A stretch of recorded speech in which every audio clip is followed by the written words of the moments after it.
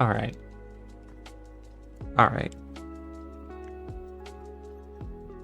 Alright, so what happened now is the fill shaders I was using, turns out, have a problem with coloring. And that problem with coloring isn't something that can be fixed very easily. And so what I'm thinking I'm gonna do right now is just write new fill shaders, which will work pretty much in the same way that grants do. Which is a little disappointing because I like these fill shaders. Honestly, editing them so that editing them to work properly probably wouldn't be a huge deal.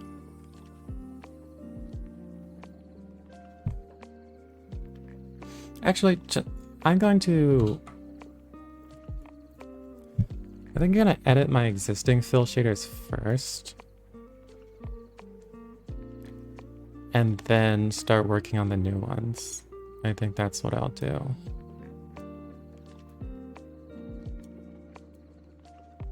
And then there'll be an option to use, at least. And then I'll probably start working on the other ones.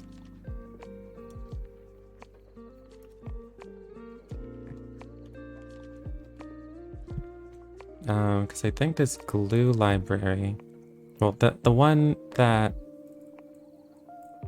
grants, the way of using fill shaders that grants shaders uses requires triangulation, which is pretty difficult to do. But I think I found a library that can do that. Although it might be deprecated or something.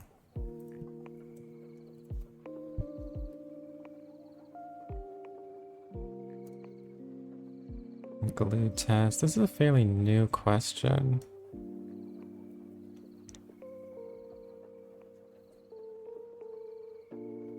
Glue does most of its work through OpenGL functions that were removed from core OpenGL. Glue should not be used if you're trying to use core OpenGL.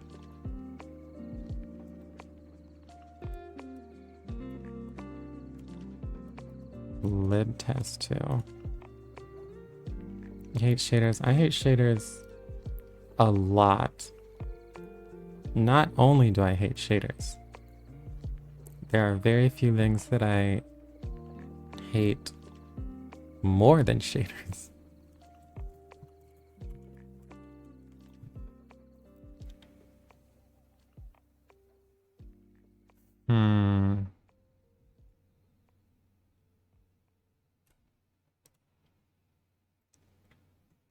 I guess just because nobody ever uses them directly, there isn't a ton of resources in how to use them.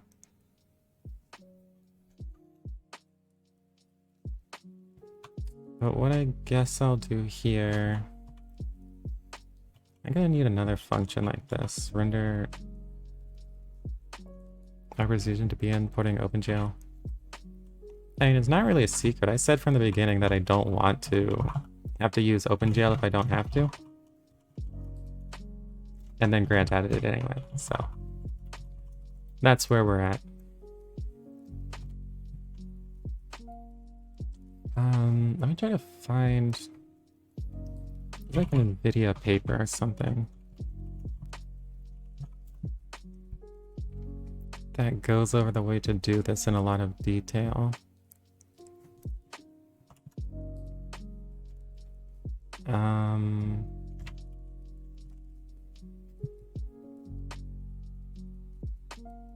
GPU accelerated path rendering? Was it this one?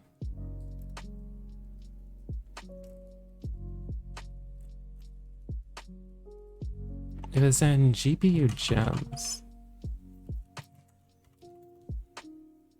I put in Vim instead of NVIDIA.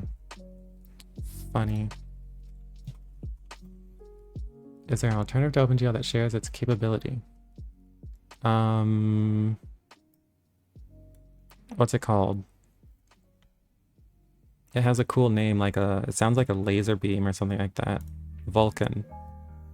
It's also super hard to use. And there's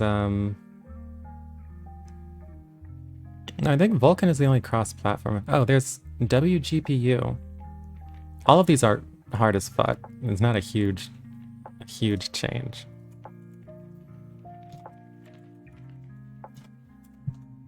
But there are a few different things.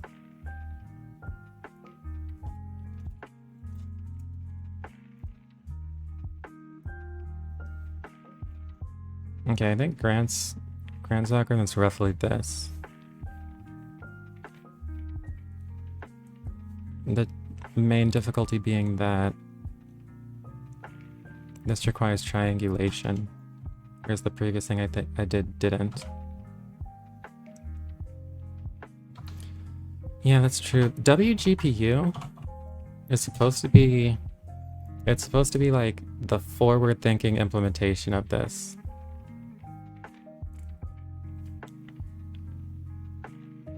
Oh, WGPU is in Rust, which also works out, I think.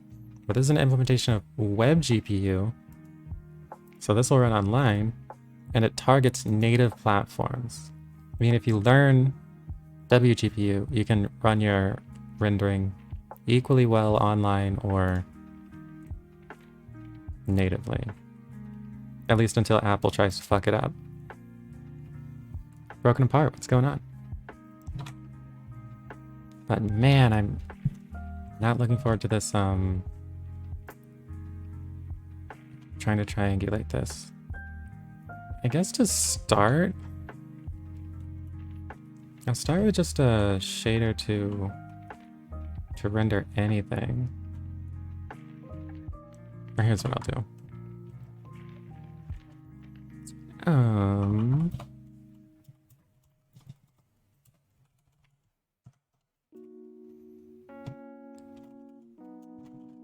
What do I call this? Fill tester thing? Self.add. There's a mob here.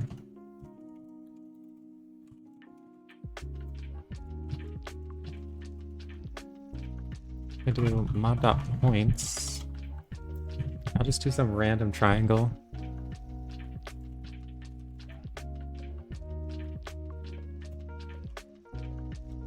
Let's just do left, up, right. I'll add that object.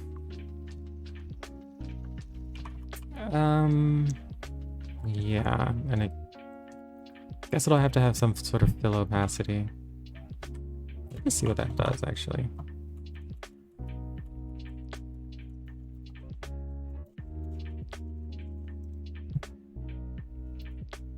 Alright, great, we got a crash.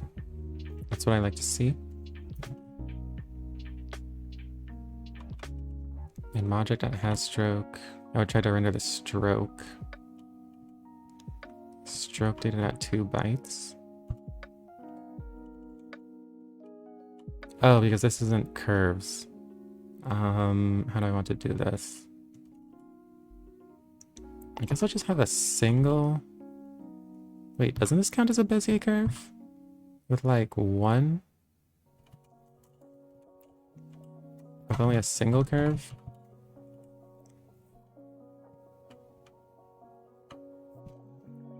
So I'll try instead. On that points equals just the origin. Curve 2 up, right. Or start this at left, then go up to right. Let me see if I can do that. From object with no points. Oh.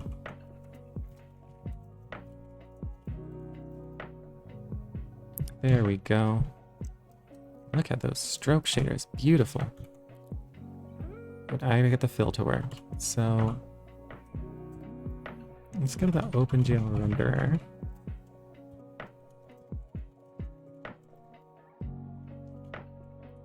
I really like this way of structuring this, where it just says, if it's this sort of object, do this. And if this is the way it worked for all of them, that'd be pretty clean. Right now we don't have that. So right now what I'm gonna do, I'm gonna just comment this out so no stroke. Well, I won't do that yet. But I'm gonna switch this from those fill shaders to using this function, fill 2. And so I'm gonna import that.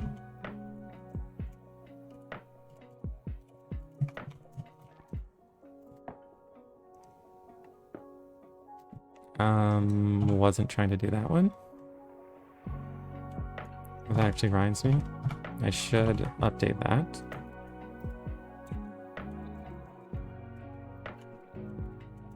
To do fill test or whatever.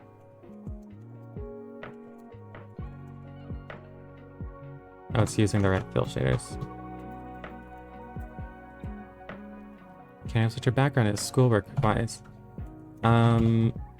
I've graduated now, and I majored in computer science and math, and then I worked at Facebook for a while, and now I'm working at Google.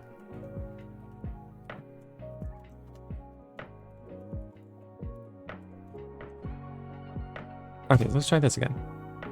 Okay, so that works. There's no fill, and I would expect there to be no fill, because this function doesn't do anything. So now I need to get a shader just to do something. So I'm gonna just pick up this shader. So that's a shader.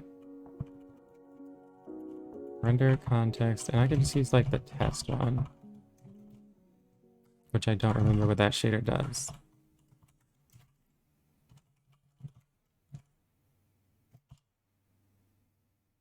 So just bring up the vertex shader and the fragment shader. This is taking an invert and in color. And that's all it's doing. Also, I think there's an example that uses this shader. If there's not, there should be. No, there's not. That's a little annoying. What if I look at a shader example?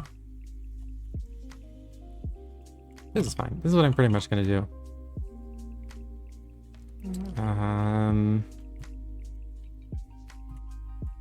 Create attributes, something like this. Invert and in color. That's for the invert. I'm gonna want to take that. Actually, before I even take that from the mobject, I'm just gonna put in some to make sure everything's working. So I think this is the upper left part of the screen. So if I just render that, it looks like it's gonna be blue. Okay.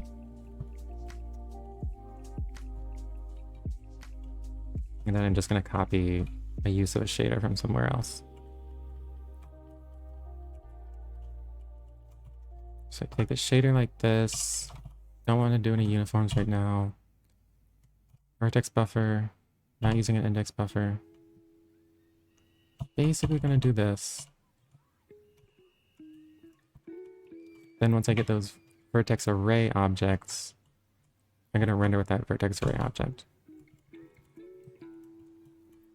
So no index buffer object. This will be render a context buffer. Oh, hey, Daryl Golden, what's going on? And JSON V. It's like waving and stuff.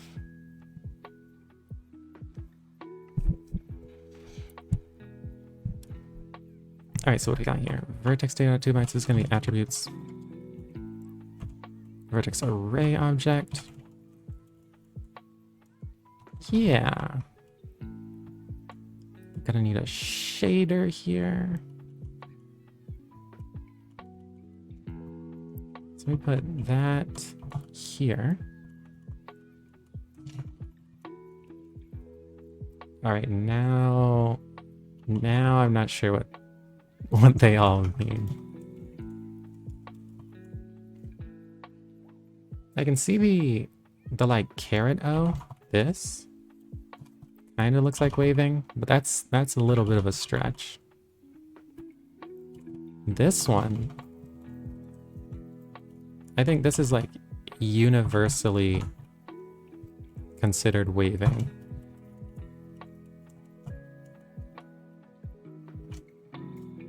This one's funny. This is like a salute. But yeah.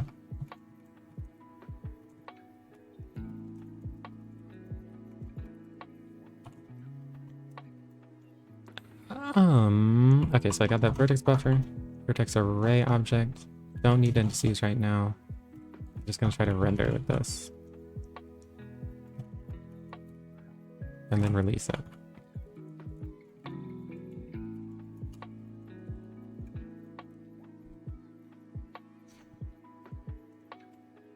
Okay, and this is gonna ignore the mobject. And nothing's here. VAO.render.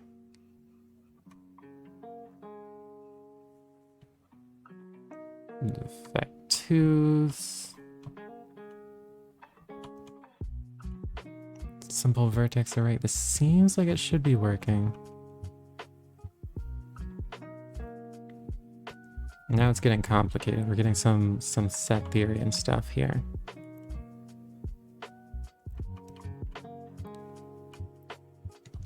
In color.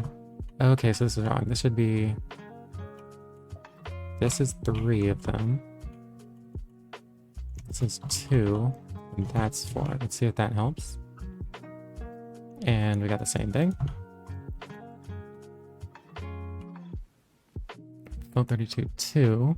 Float 32 4. I wonder if it matters to put 0.0 here.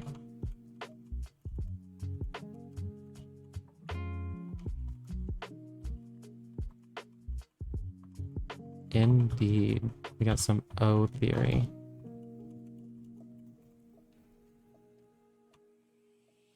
Render that context. Convert the attributes to bytes. I wonder if this is even being called.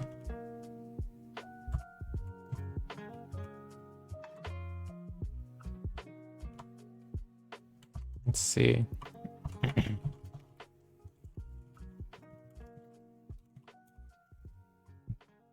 And it's not. You know what it must be? This has fill. So I have to set.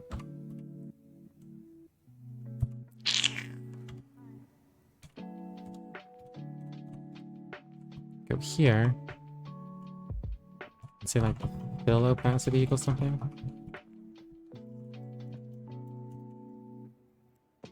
Okay, there we go. That's that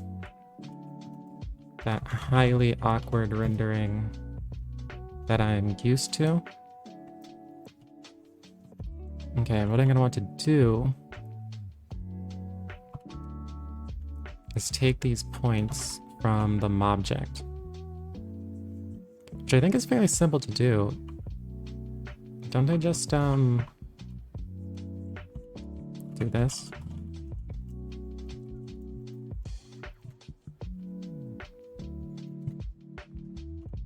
Broadcast from shape 3.3 into shape 3.2. That makes sense. These points have to be 3-dimensional. Like so. Let's take that out. Which I don't actually want to edit I don't want to edit the test shaders actually. So I'm going to want to copy these. Let me see if I can do some fancy schmancy.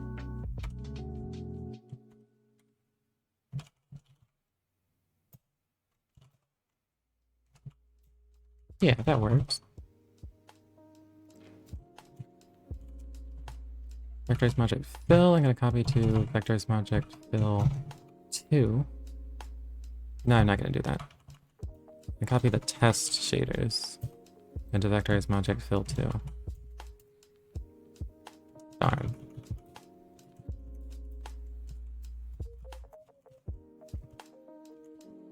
Then I'm gonna open those.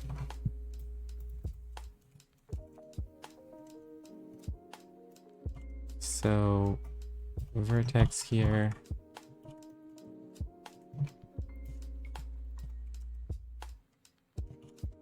Fragment here. And close the test shaders.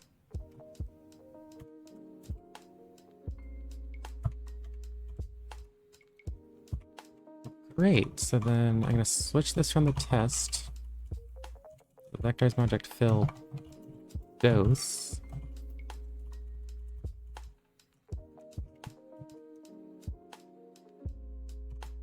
I like don't even remember any of the flags I pass. I just search them from history every time. Okay, so now it makes sense to switch this into 3-dimensional. And that is not what I expected. At least it's rendering something. So -1, -1. -1, -1 is the bottom corner. -1, 1 is the top corner. 1, 1 is... Oh. This has to be a vectory. And this dimension isn't needed. Great, so back to that over 3D coordinates. So now, hopefully, I can replace the points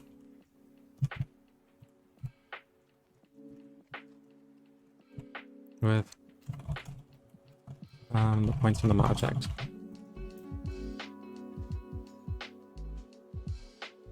Yeah, that makes sense.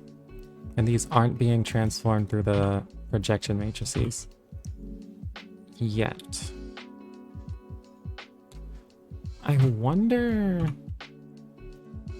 Into a vectorized object. View and projection matrix. Oh, I can pull those straight from the scene. The render has references to everything. Okay, so that's great. I'm going to open those old fill shaders, actually.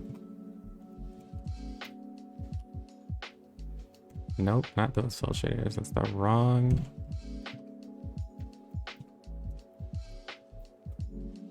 Was it like stencil or whatever? Okay, copy that line verbatim. Come over here. Put it there. And then...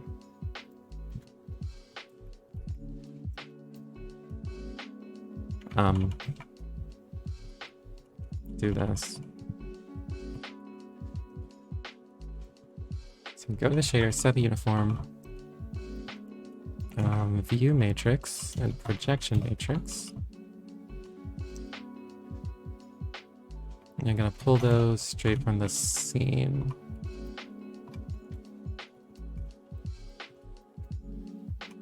Like so. Then I can use them in the shader here. Now I can transform this. And basically do that. Projection times view. Yeah, so now, hopefully, great. And so now this is in Manim space.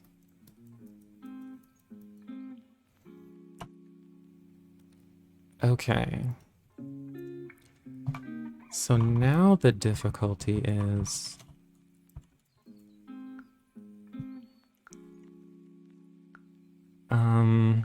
I have to triangulate any shape I get, so I have to... Like, if I get an E, I have to do this to it. I guess this would be more convenient if I had some points that I already knew what they were supposed to look like.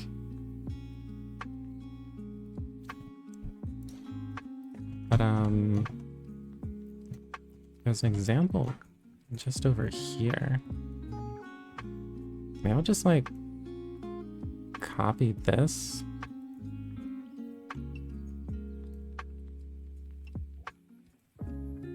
using this glue test library that I don't know how to use. Okay, here's what I'll do. Actually, does this... You can set the winding rule. Blake 4096, what's going on? So I can begin, vertex, combine, and end. I have to bring up the documentation for this.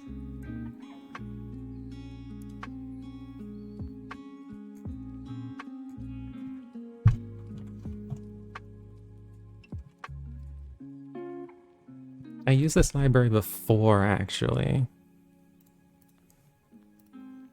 And it wasn't fun to use then.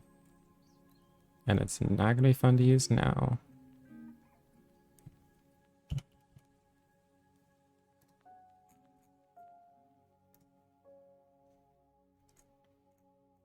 Tessellation. Try and get like concave polygons with one or more closed contours. Wait, does it not work if they're not concave?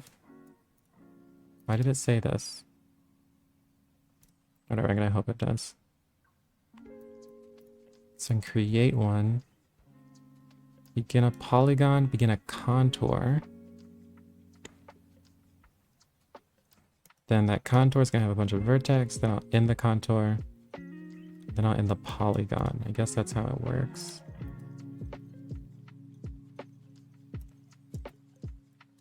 So in this example,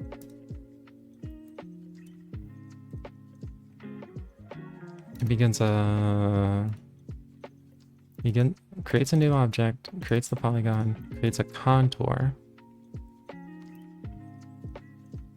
Then it just does the point callback several times.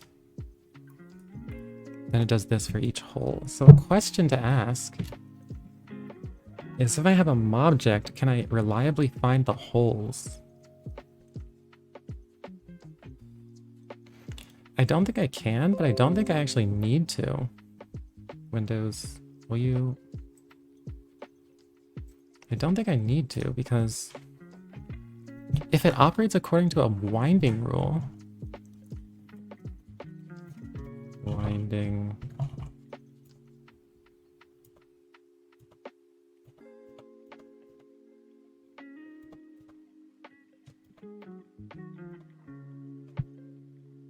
blah, blah, blah, blah, blah. Odd, non-zero, positive, negative, or absolute value of at least 2.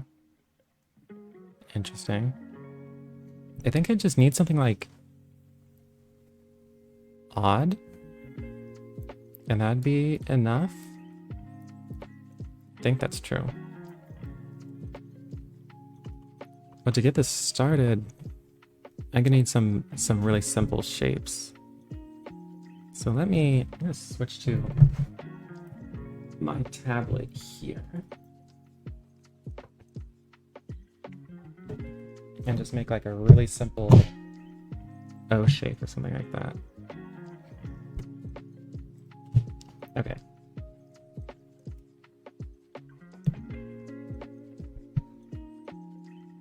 So all I need is something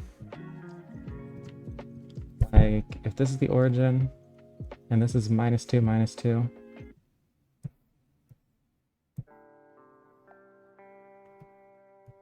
Something like that. So this will be -2, -2. This will be 2, 2. Wait, not -2, -2. -2, 2. And this will be 1, 1, etc. This will give a really simple example for triangulation.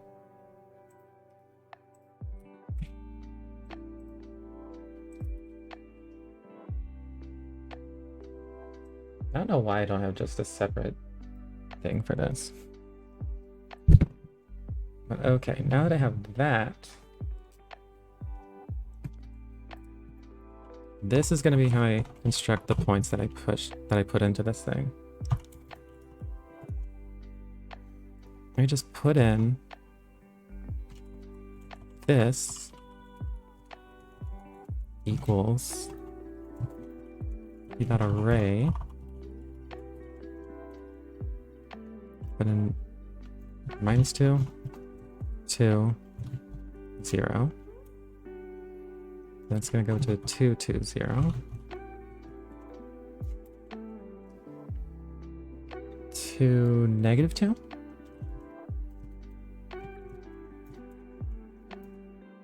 -2, -2. Okay, so that's the outside curve, and I'll go to the inside. It's basically going to be all of this cut in half.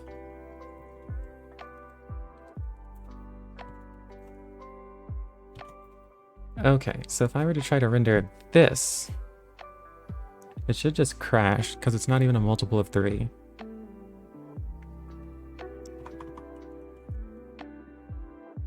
And so yeah, that would probably just crash. Let me get another example here. Well, okay, I know that this works.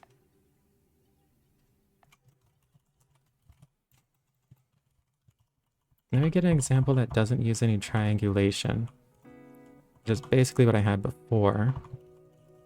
I wonder if I can bring that back from the past.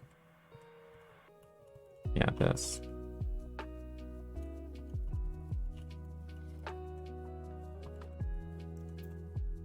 So I'll say raw points, which doesn't need triangulation.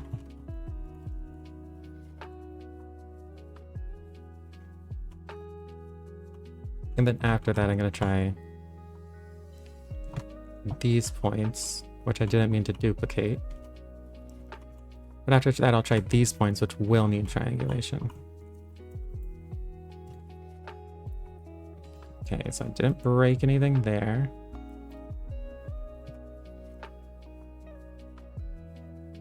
Okay.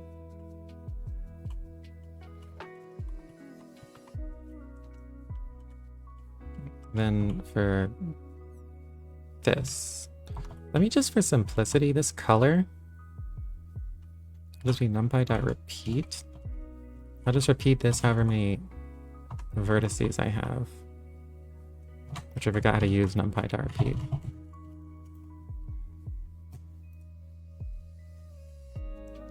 Array repeats axis. So say numpy.repeat. Wait, how does this work for two-dimensional arrays?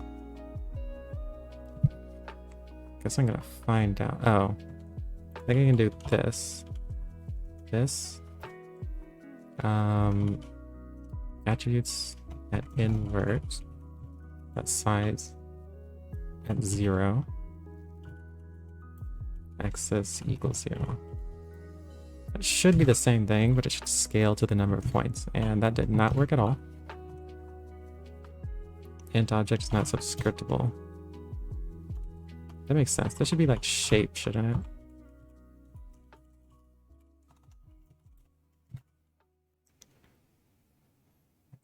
And I guess that makes sense that the size would be. So here I have to wait. Wait, what did it say? Cannot broadcast invert from 12 comma to 3 comma 4. Okay, so it did do something weird.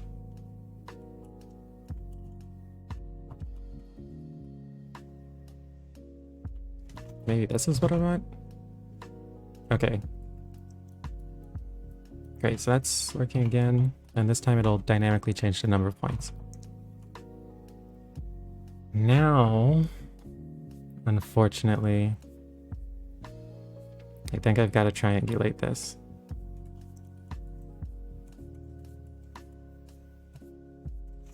But okay. Let's go here. Triangulate mobject. Should it be the mobject or the points? Probably the mobject.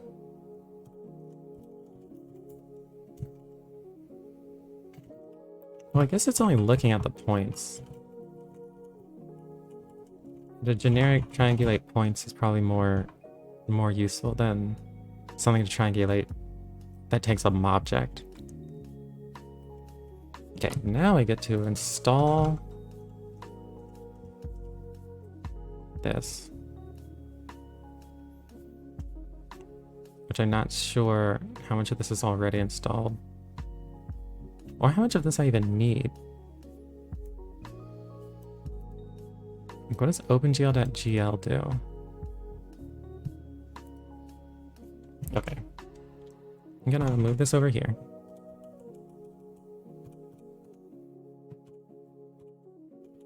Close that. Close that.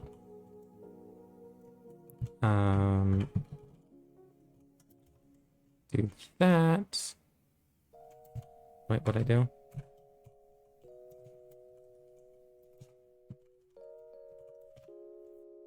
Make the screen stop tearing. And now, let me see. Actually, I'm gonna go here.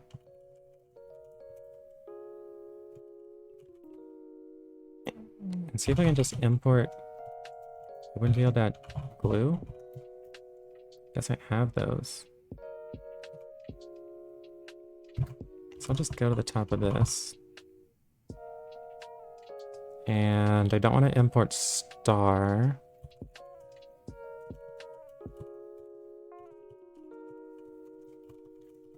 And see if I can get away with doing this. Okay. So let's create a new tessellation.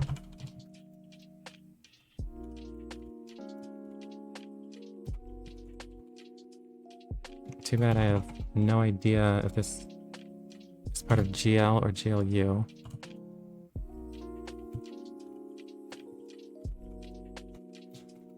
GLU new. Should that be glue?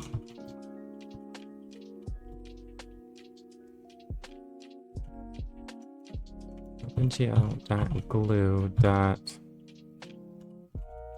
I can just do help of this.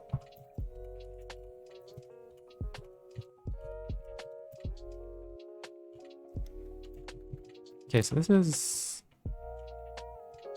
a bunch of constants, or constants. It does have glue new tests in GLU. I think it's called this as GL, this as GLU. I'll try to do a glue new test. I'll see if I do this, will it warn me? Nope.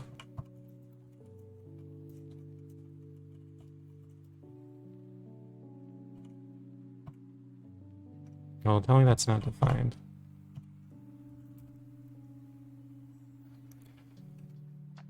This is gonna be an adventure. So I'm just gonna go here and call this. You know, I'll just call triangulate points. Then I go here. I'll try to just create a new tessellation object.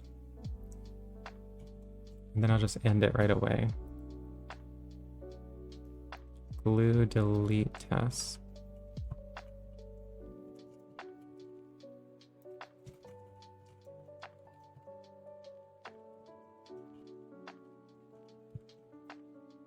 Let's try that.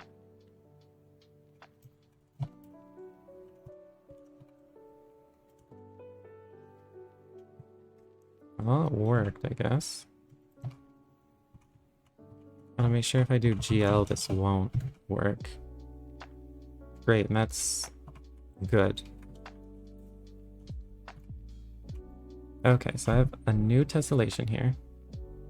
Then I'm gonna do something very similar to this. Basically, for point and points, and this is a 2D array. We just print the point so I see what I'm dealing with.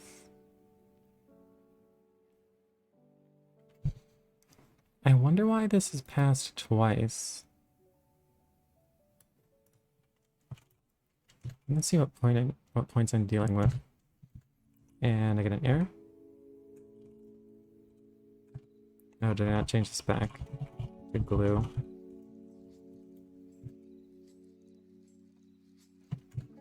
Great.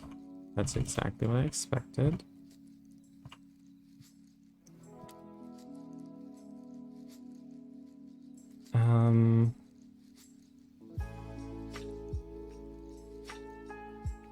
So this is tessellating in 2D, which is what I want.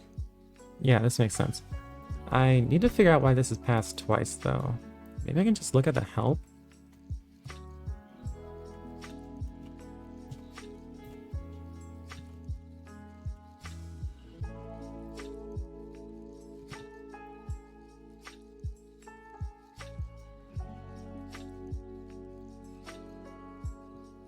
Blue test vertex. And it's not here. Great. There's begin polygon, begin curve, delete quadric. Oh, is there anything to do with the vertex? Oh, it's test vertex. Wait, that doesn't help either. I wonder if the function exists? Or is removed or something?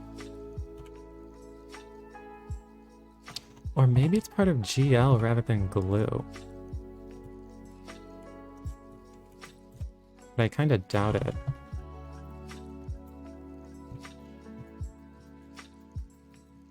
This is just constants. Oh, no. Test. Now there's binding vertex arrays.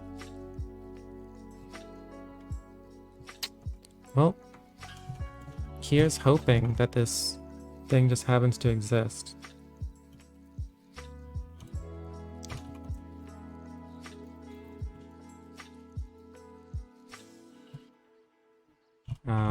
So I have to do tuple, point. I have to do tests. Tuple point, tuple point. See if that runs. And it does, so I guess that function exists, even though it didn't appear in the help. If I did something that wasn't a function, then that would crash. Okay.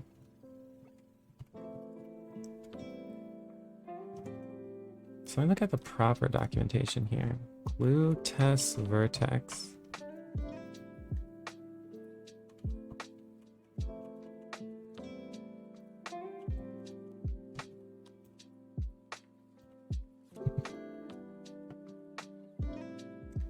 Okay, so this is a tessellator. It takes the coordinates, then it takes a pointer to vertex data. Not sure what that is, but since Python doesn't have pointers, it is pretty common to pass in the same thing twice for that reason.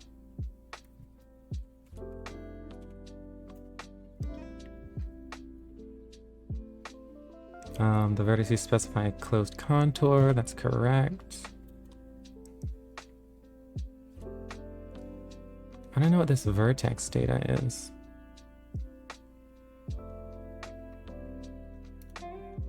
Vertex data.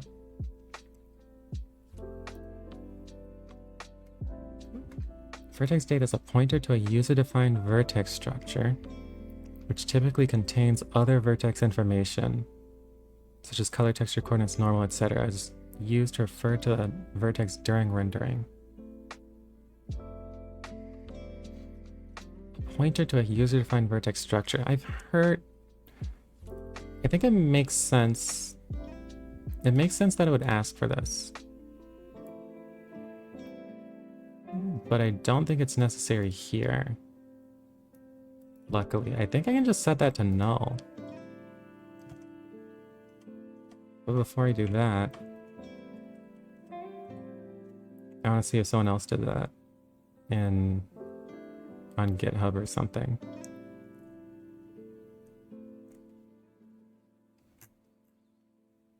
Yeah, so let's see how this person's using it. This person does the tessellator. Looks like everyone's just passing it twice.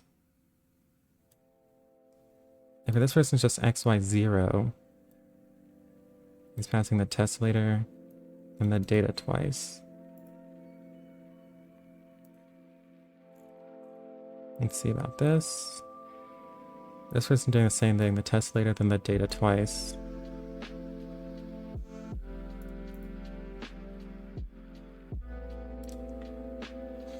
And I guess that sort of makes sense. Nah, I don't know. But everyone else is doing it, so I'm gonna do it.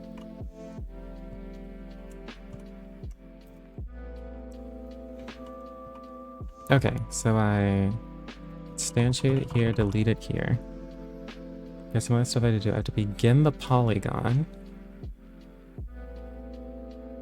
Okay. Glue test begin polygon.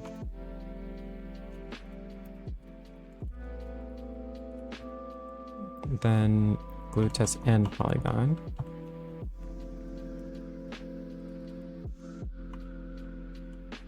Great. And contour. Now, the different shapes are going to be different contours. So the inner shape and the outer shape, those are going to be different. I think for now, I'm just going to do the outer shape to see if I can make this work.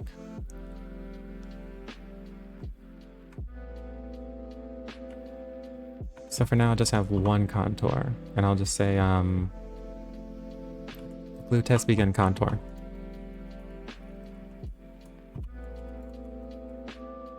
And then end it here.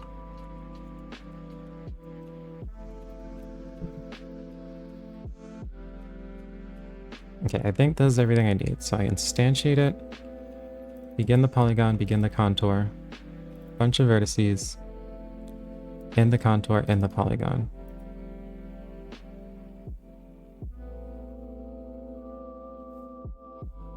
Now here I need to pass the tessellator. So here I need to pass it, here I need to pass it. When I do new, I don't think I need to pass it. Yeah, I don't need to pass it there. There's a normal there. Wonder if I have to do that.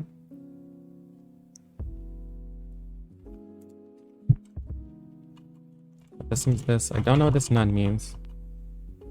And here, I'll leave that when I begin it. Let's see what the none means when I do glue test begin polygon.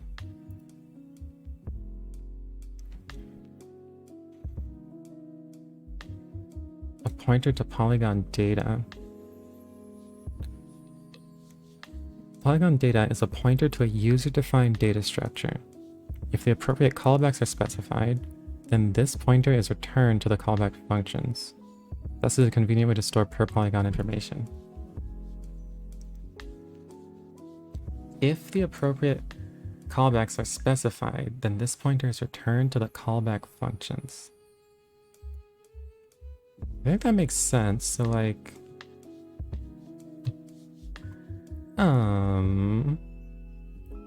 section 5.3. So there are a bunch of callbacks that I can define. And so I do glue test callback. I pass a tessellator. I pass like which callback it is and then the function. And I guess it'll do these callbacks like when I begin, I guess begin contour. When I begin something, it's going to call this one. When I call vertex, it's going to call this. When I end, it's going to call this. And so on. So like a good coder in 2021, I'm going to copy this from someone who's already done it. Like this.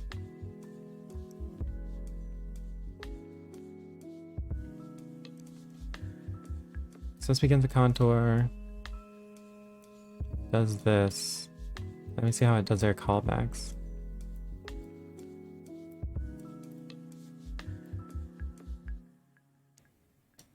Def triangulate.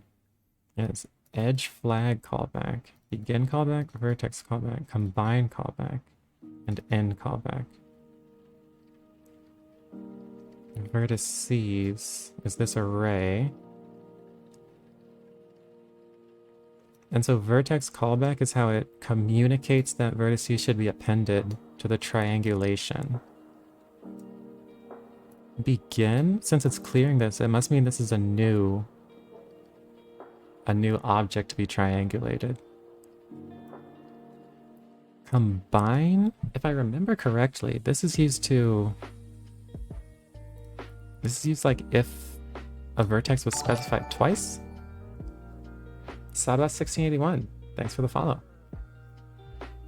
Okay, let me see what the combine callback does.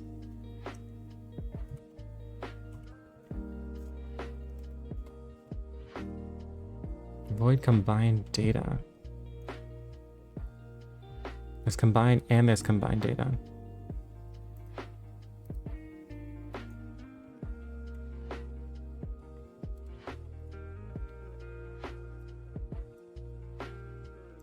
Blah, blah, blah. The combine or combined data callback is invoked to create a new vertex when the algorithm detects an intersection or wishes to merge features.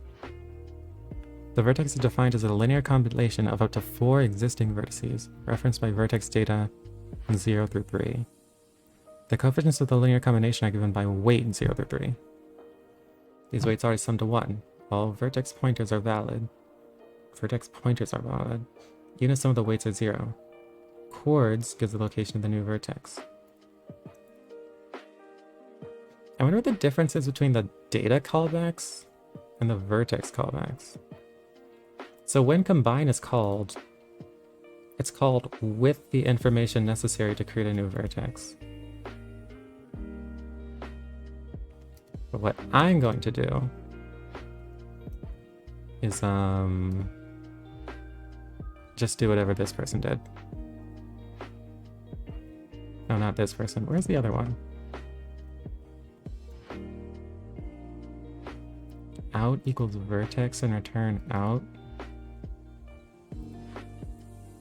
I think I'm basically going to copy all of these callbacks. That's what's pretty much going to happen.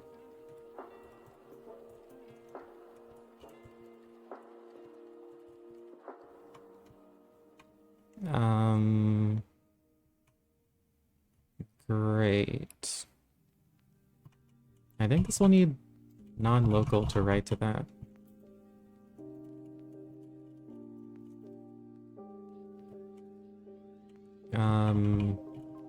And this too, right? I don't think you can just write to non-local variables like that. Okay, great.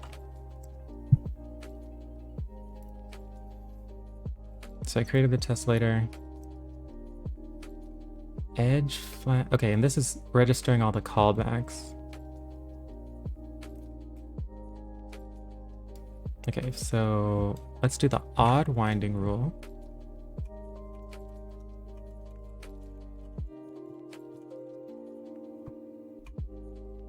I wonder if this is a GL constant.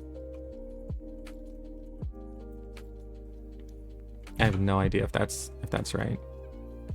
GL has no attribute glue test winding rule, so looks like this should be glue.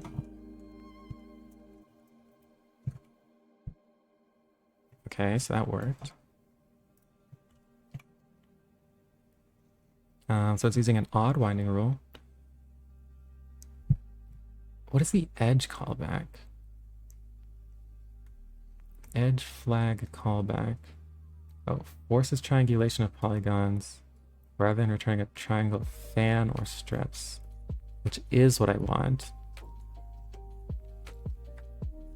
Edge flag callback.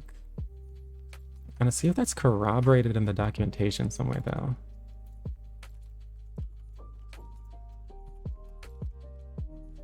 Well,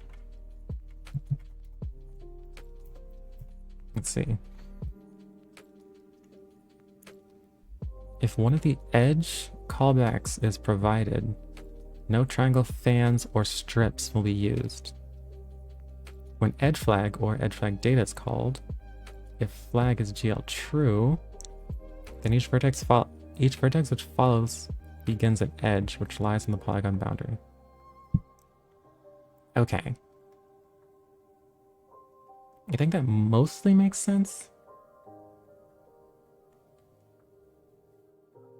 When it's called, if the flag is GL true, then each vertex which follows begins an edge which lies on the polygon boundary,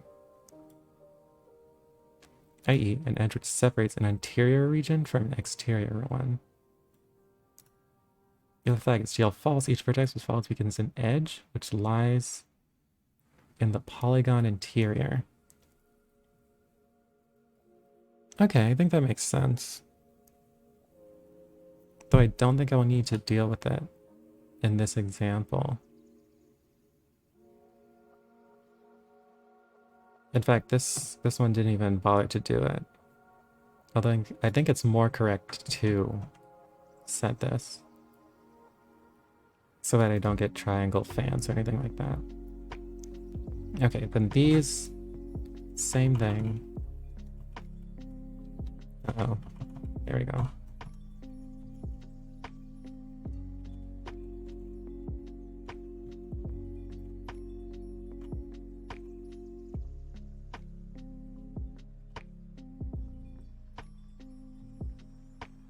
Okay, so when it begins a polygon, it's going to reset the vertices. For each vertex that it returns, it's going to append... This shouldn't just be the first two. I'm just going to append the entire vertex. When it combines, it's going to basically do nothing, which I think is safe. And then when it ends, it doesn't do anything either. So normally this would like output the entire data, all of the triangulated data somewhere.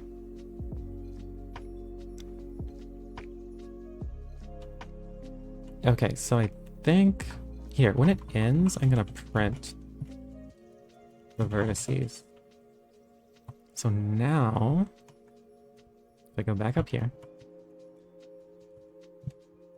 I do only the outer one. Then it should triangulate that outer shape. Hopefully.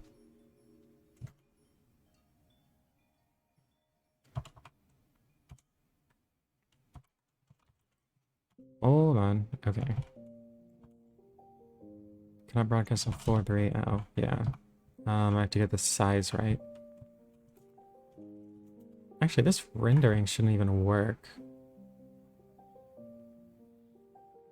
Oh, I'm triangulating the wrong thing. So let me go back to commenting this.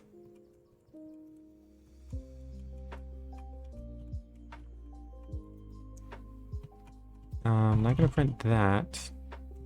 This should just render it, I think. From 3.3. Okay, so put this back to size 3. Okay. So there it's running. What I want to do the same thing, but I'm going to triangulate this list of points.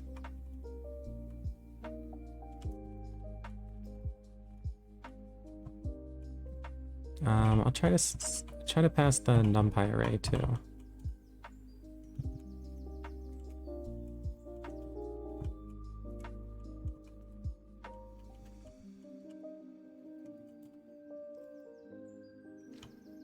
Okay. Alright, I got some stuff printed out.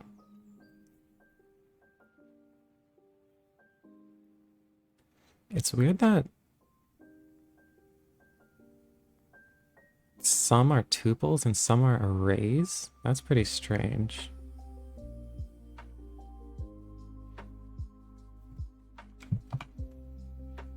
I guess it's good it's doing something. Glue test vertex, and I'm passing the tuples here. And I can see some of these are tuples and some of them aren't. This one, negative 1.33. Why is that ever passed?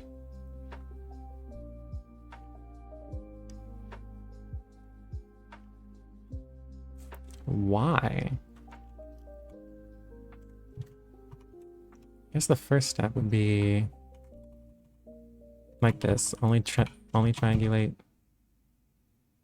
the outer square. And I actually think that makes more sense because it was considering the entire thing to be one contour, which doesn't make much sense.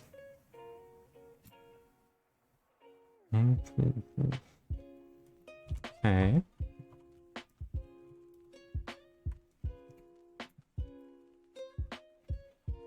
So now it's printing them in the same order, I think. Negative 2, 2, 2, 2, 2, negative 2, negative 2, negative 2, yeah. So why then?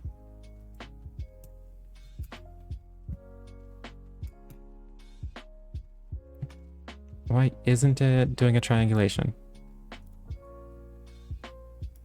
Why?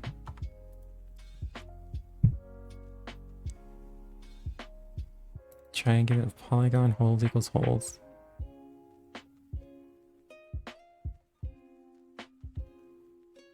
And this does end polygon, delete test, then returns vertices. I guess it passes at 0 when it does test begin polygon.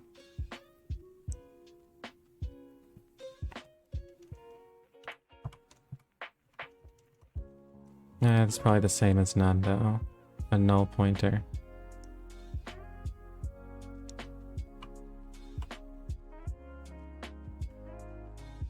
So I wonder if this is just outputting. So it's beginning the contour. Beginning the contour. Beginning the polygon, beginning the contour. Then I'm inputting all of those points in a circle. And I assume it's not until the end that it outputs them all. So if I don't end the contour. Yeah, that never prints. In the contour here. That still doesn't print actually.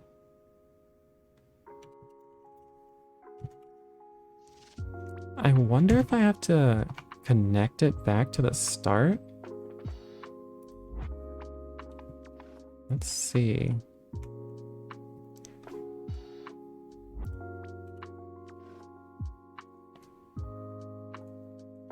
Like here. Yeah, well here it didn't. It just did 0, 0,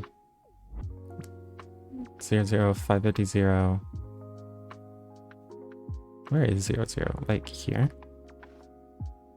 550, 0, 550, 400, 0, 400.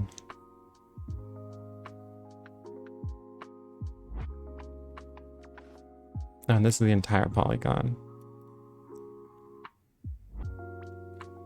You know what it might be? Maybe I have to flip it this way. GL matrix mode, GL model view.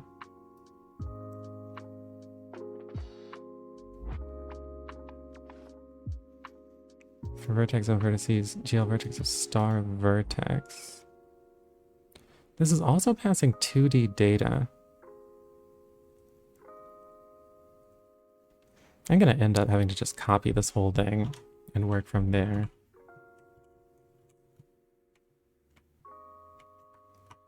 I'm gonna try only passing the first 2 of these.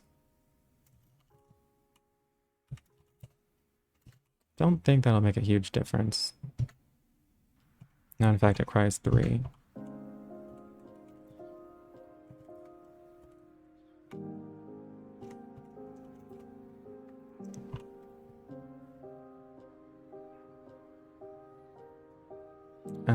Yeah, I think I'm gonna have to copy this.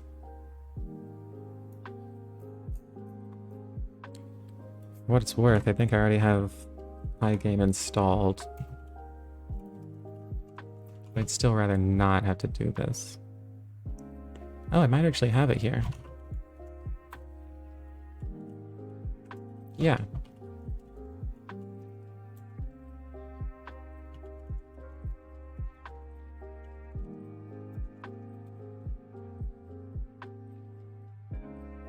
How do you run things with poetry? Okay, I have to install it.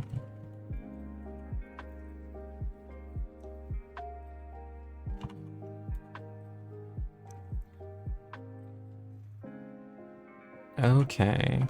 I think I edited this to do something different, and that's why it has those points.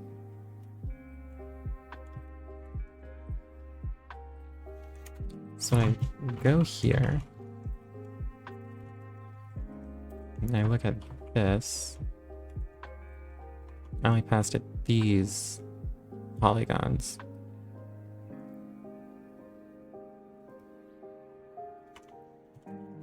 Okay, I'm going to do this. This should be the same thing as there.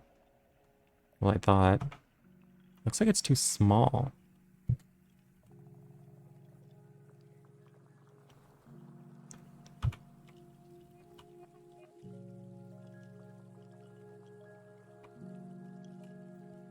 The width and the height. 550 by 400. Yeah, that's right. Why is the window so small?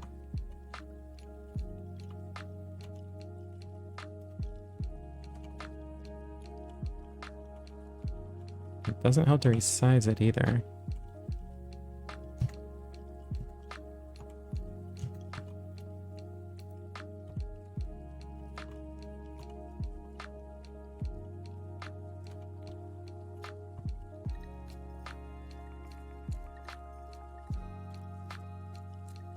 Okay, guess I'm gonna have to try to copy all of this verbatim again.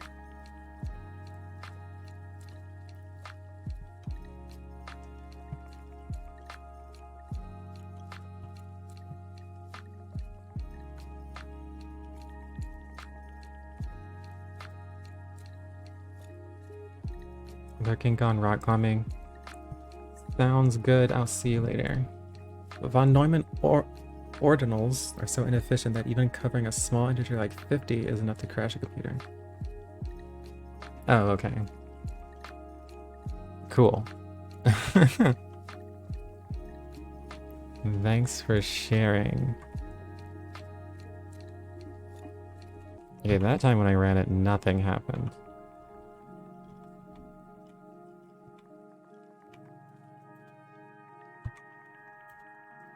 And this time if I run it, it's too small.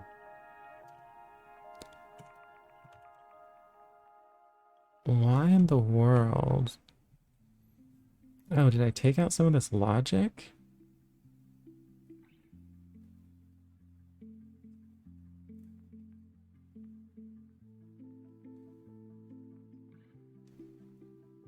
Here, this is where it triangulates. Am I not doing the holes? No, I am. But I cannot figure out why this window is so small.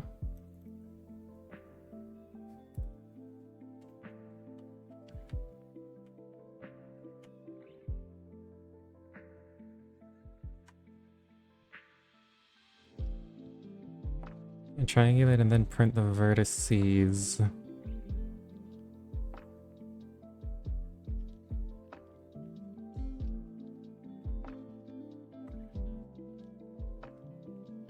Why? Why is it small?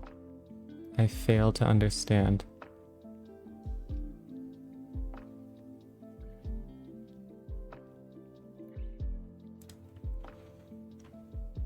wonder what, if anything, will happen if I increase these.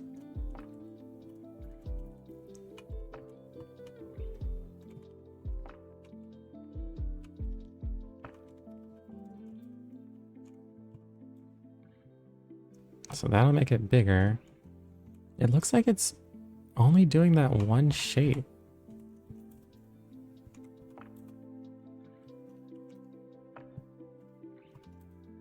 And actually, this shape, the window has the right proportions for this one shape, but it's ignoring the holes.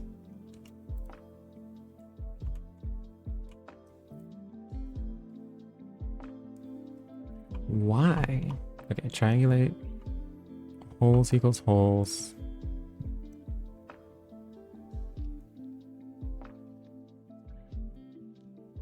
I wonder if I have the same fill rule as before.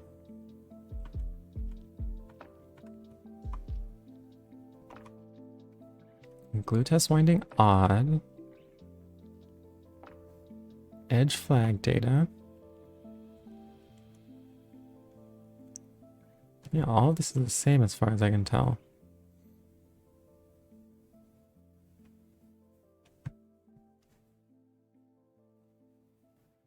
That's annoying.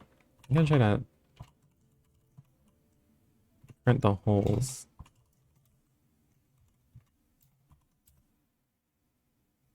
It looks like it didn't print anything. Did I just crash here? Okay, so it isn't doing anything for the holes.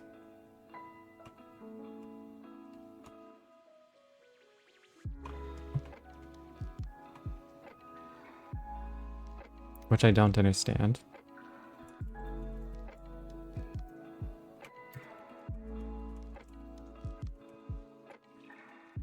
This is the reason why disliking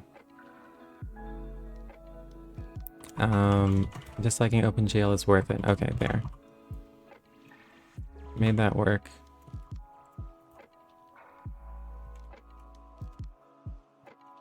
Okay, so now the question is, can I get this to triangulate for me something other than this? So I got that to work. Now. I'm gonna try to do basically what I passed in here. Or what I passed to Manim.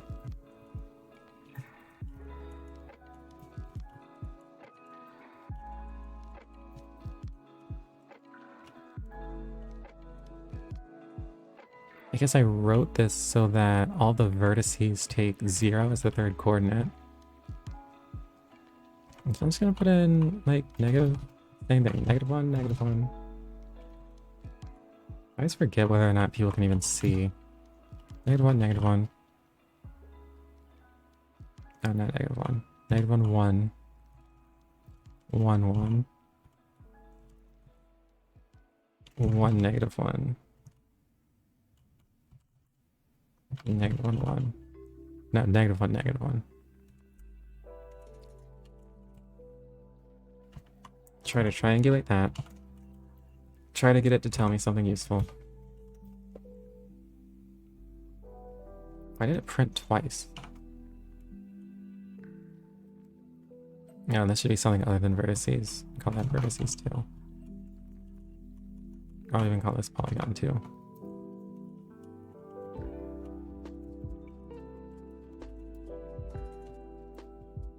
Great. So 1, 2, 3, 4, 5, 6. So this is actually triangulating it. It's actually passing in. Let's see. If I cleared... Oh. It's passing 1, 1, -1, -1, -1, 1. So that's a triangle. Then -1, -1, 1, 1, 1, -1. So that's a triangle. So it is doing it. It is triangulating it. So why couldn't I get it to do that in Manim? Why? Why?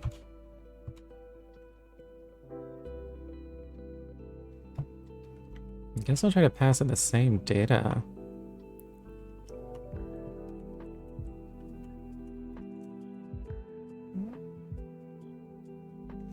I guess I'll just copy the same thing.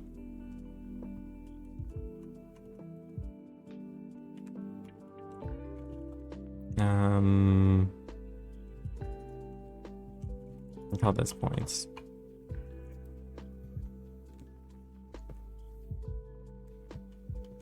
Delete it.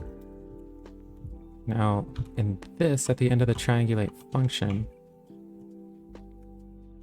deletes the tessellator and then returns the vertices. Okay.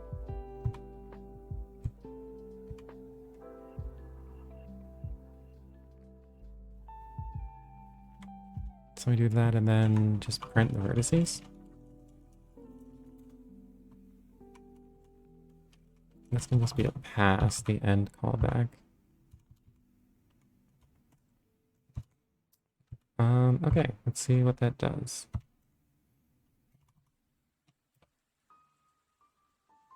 And we got a crash. Requires 3 or more doubles.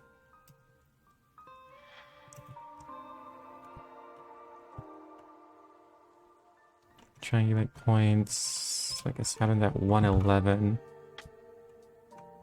Oh, because these are 2-dimensional.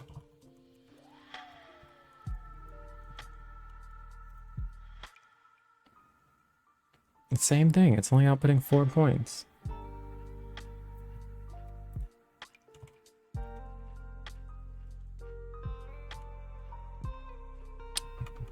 Well, that's frustrating. There's something happening.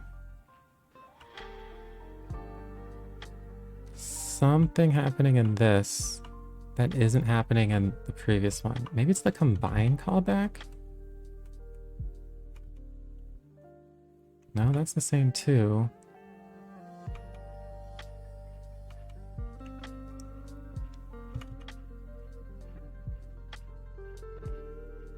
Did I not pass the edge flag callback? I didn't!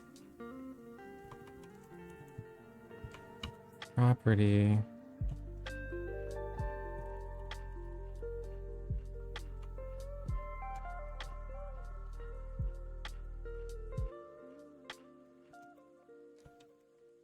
Okay, let's try that. And let me actually look at these. Okay, so now... it's doing what it's supposed to do. So it's returning... Where'd my pen go? If I have this square. It's turning 1, 1, -1, -1, -1, 1, so that's a triangle. And then -1, -1, 1, 1, 1, -1. So then that's a triangle. Great. That's great.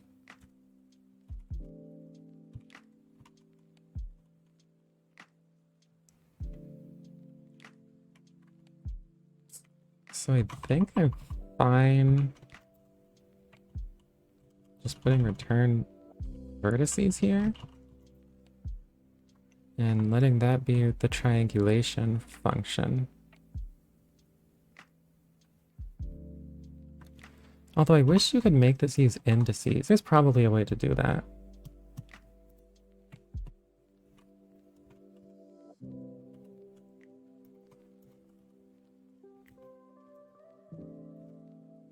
No, guess not. Maybe there's not a way to do that. And actually in the example I gave before, it didn't. I guess I could set up a hash table and stuff. I guess that would be too much work.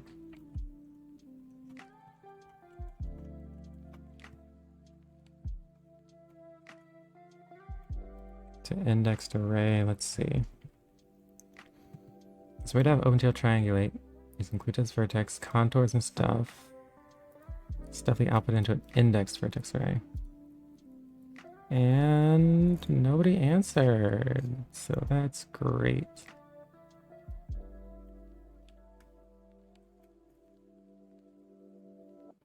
Okay, as far as I know, I don't know of a way you can make it do indices.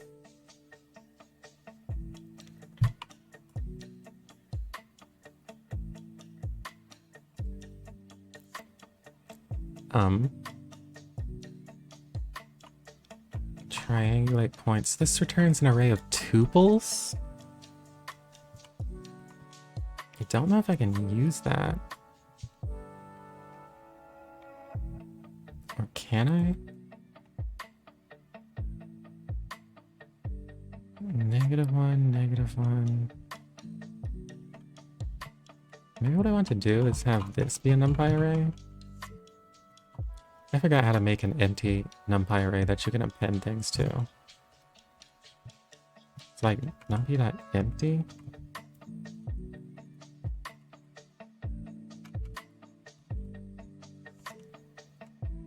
And then here I'll do numpy.append.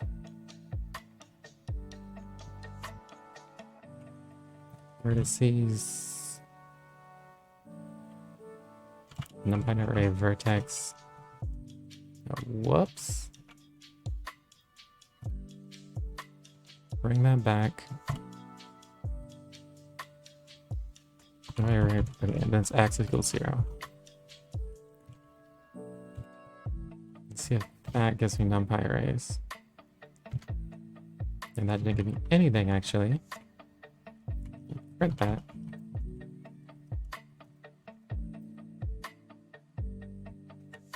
That still didn't give me anything. Oh, I think I have to do this.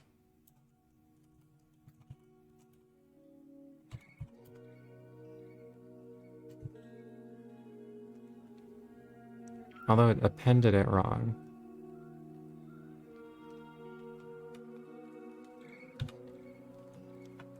Did I do access equals 0?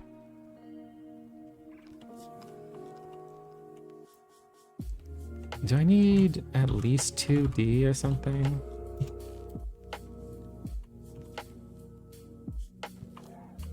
I think I should do this. Maybe, hopefully. And nope.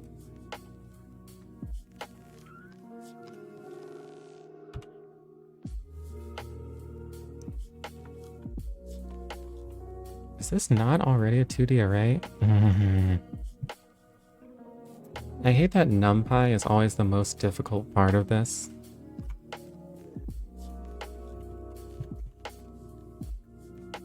So I have array.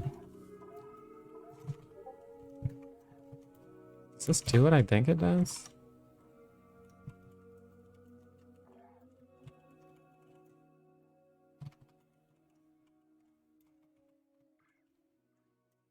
Can I put like 0, 0, 0 here?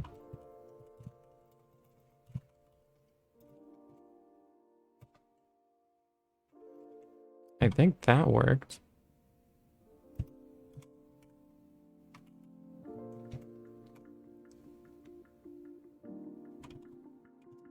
So maybe what I need is this? 1 dose 3 quartos. Thanks so much for the follow.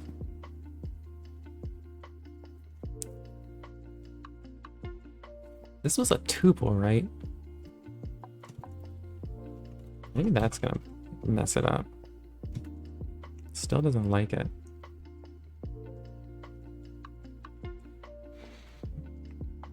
The array at index 0 has 1 dimension, so the array at index 1 has 2 dimensions.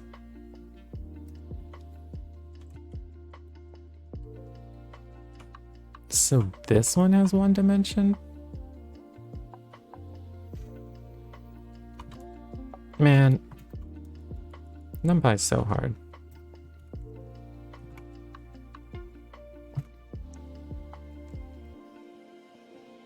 Yeah, I gotta set a breakpoint because I have no idea.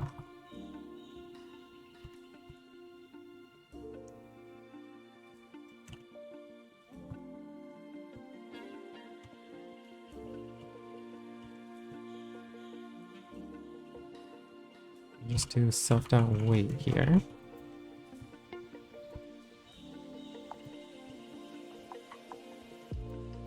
Here, try to set a breakpoint.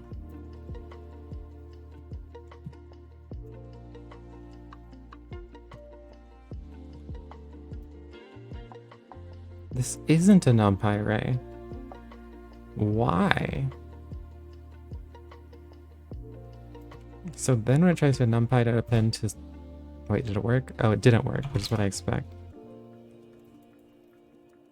Oh my gosh. I can't quit out of it.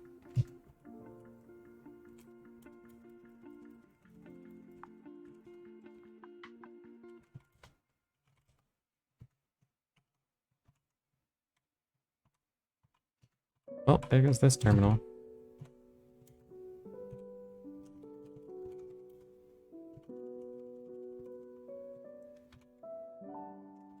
Okay, so vertices isn't this. Oh, it's because of this, the begin callback. So here, this is where I have to set it to empty. And I guess I have to set it here too. This is the second or third time this scoping has messed me up. Okay, let's see what this does. Okay. -2, -2, or 2, 2, -2, 2, -2, 2. So that makes sense. -2, 2. -2, -2, 2, 2, 2, -2. Okay, so this makes sense now.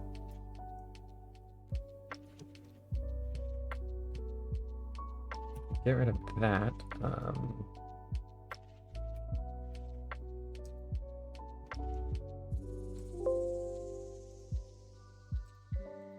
Great. Okay, so I managed to triangulate that. Let me try to triangulate something a little bit more complicated. So if I cut a hole, like cut a hole in the wait.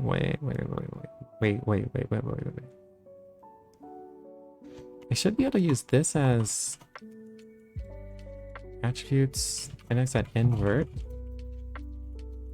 Shouldn't this work now?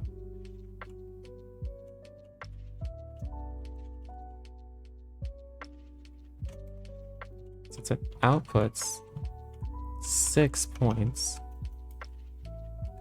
And this should expand to the same number of the vertices. Great, and so that does work.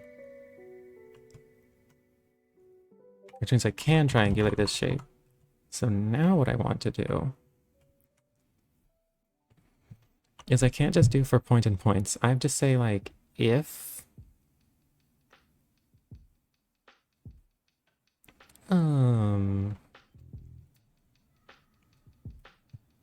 if what? I'd want to split the points up into 3 and then like compare the beginning and ending point of each one.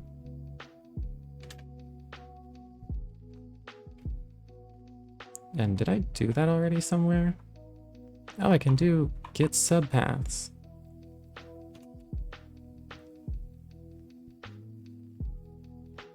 Although I'm not sure what this returns.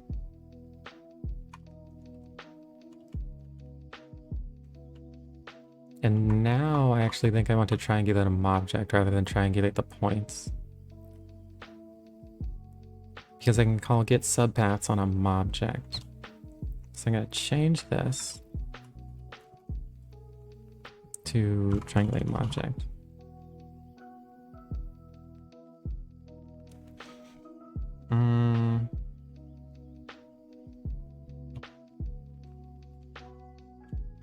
You have to do something like this. Beam object. Data points equals this.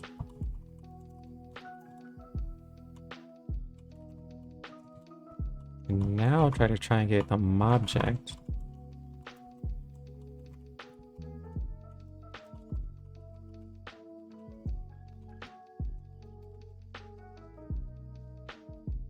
Pretty please.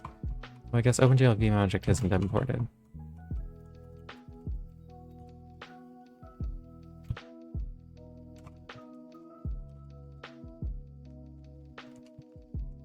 Types. I should probably just look up where this is. Manim mobject types OpenGL vectorize mobject.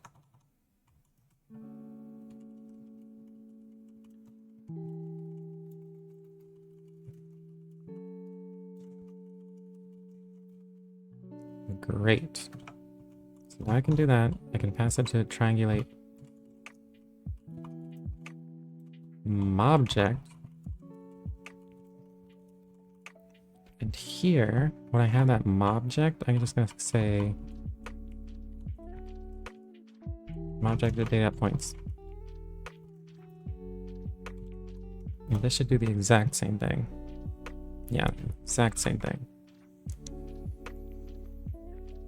So the difference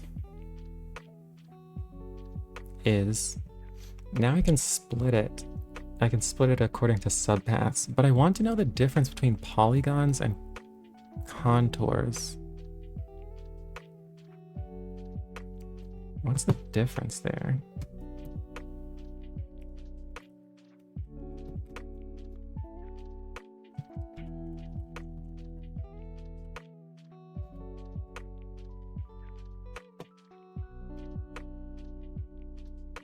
You see, one or more calls to glue test begin contour. Within each contour, there are 0 more calls to glue test vertex.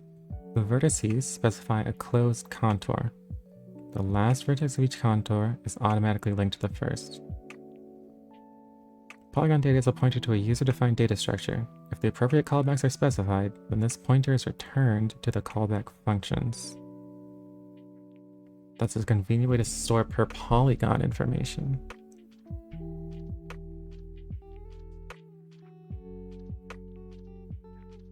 I don't get it. Oh. I think I get this. Because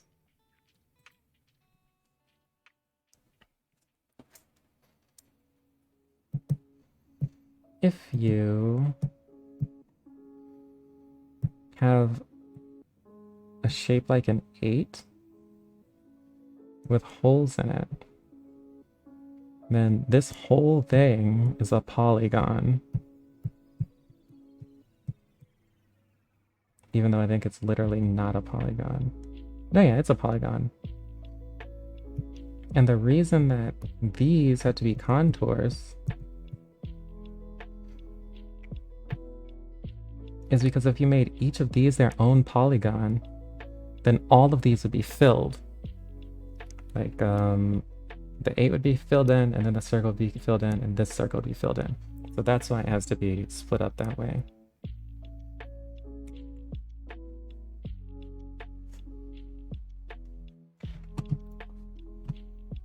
So what I'm gonna do here,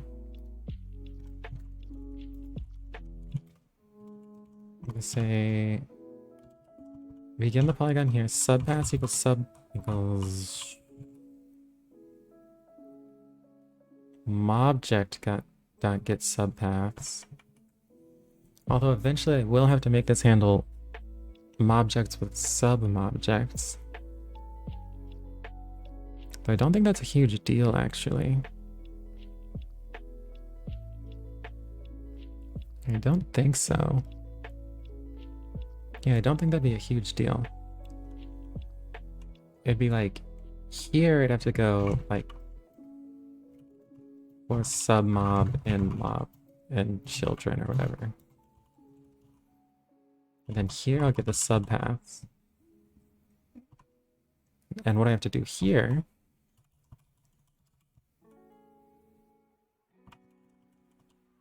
say 4.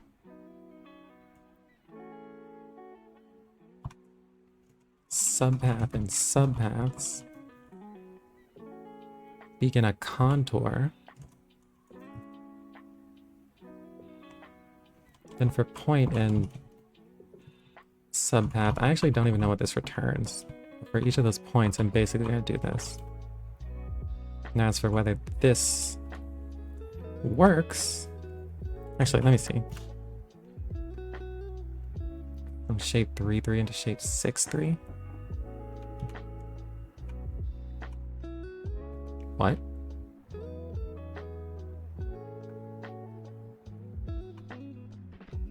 Wait, what's the mobject? The mobject is only this. Why would that shape be 3-3? You have to print out what a subpath is.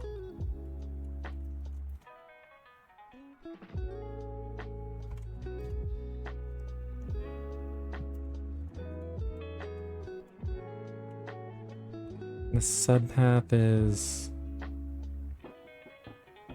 only 3 points.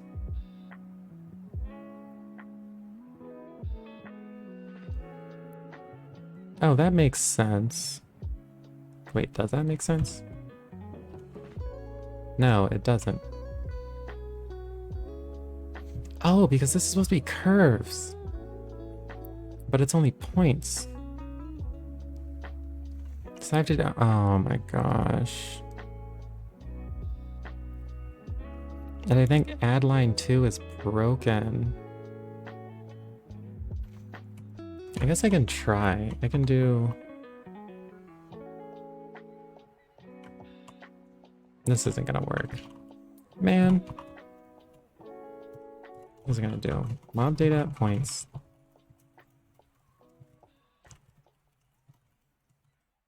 Equals just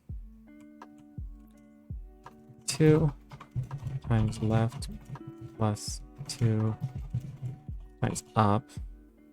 Then I'm gonna try to add line 2. I don't think it's gonna work. Pretty sure this function is broken.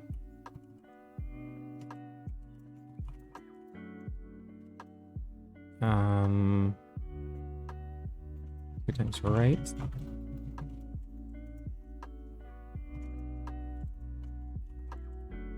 And 2 times right, 2 times down. I don't even have these vectors. Oh my gosh. Then left and down. Then I guess I'll close the curve. So is that this is going from left up to right down, left down, then back to left up. It's gonna bring in those constants.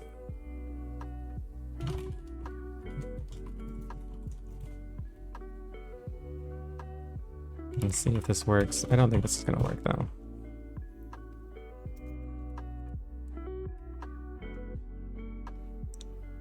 I know, I think it did. Although is it triangulating the right thing?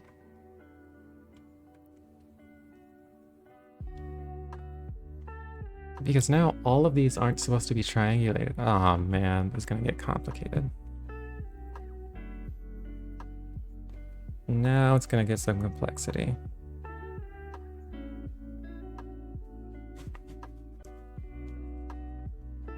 And the reason for that is that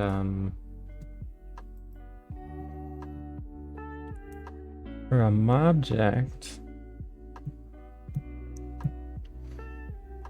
if I have just these points, which this is what I have, just a square, then each of these, which are lines, are actually Bezier curves. So the array is this point, this point, this point, this point, this point, this point, and so on. So it's going to be triangulating. Well, all the triangles are like 0 height. Because it's going to be triangulating like this shape. Which isn't what I want it to be doing right now. Although I will want to do that eventually. I'm gonna have to construct a mobject. Construct a mobject that looks like this, basically.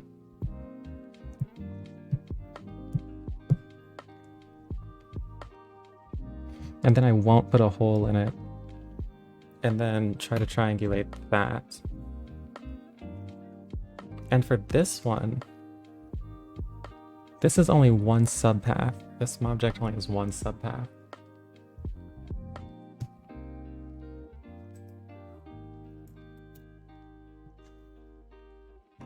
Okay. So start at 2 times left is 2 times up. Then I want to do add quadratic, whatever.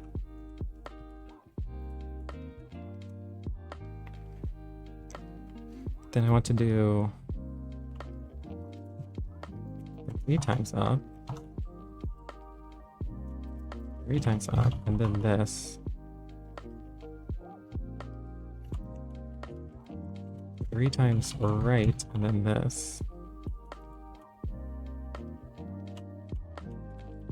3 times down, and then this.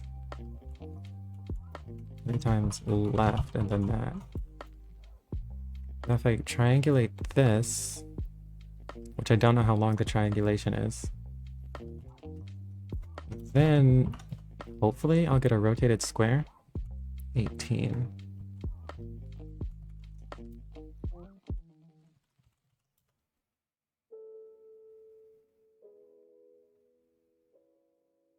Well, it isn't the shape I thought, I guess.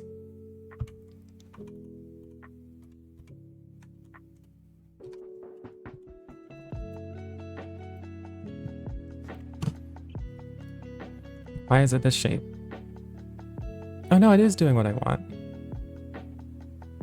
I'm just not that good at drawing. This is that shape, I think. Because we have the square. And then on each of the sides I have those triangles. So it's this. Okay, cool. So that worked.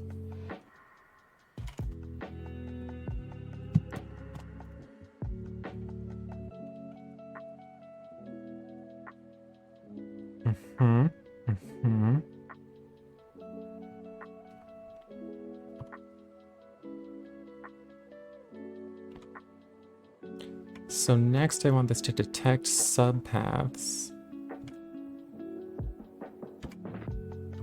Wait, what was it?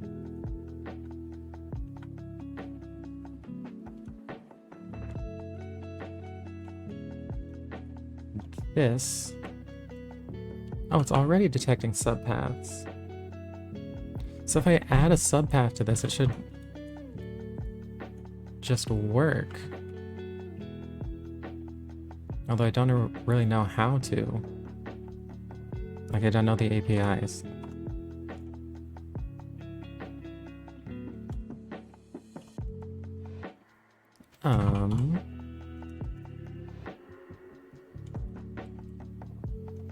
Look here. Is there something like add new, start new path? And then you give it a point.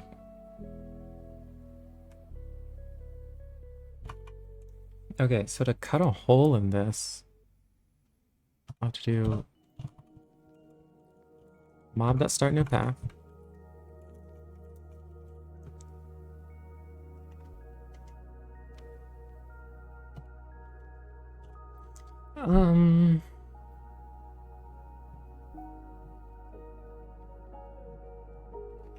Yeah, let's do mob.start new path. Left plus up.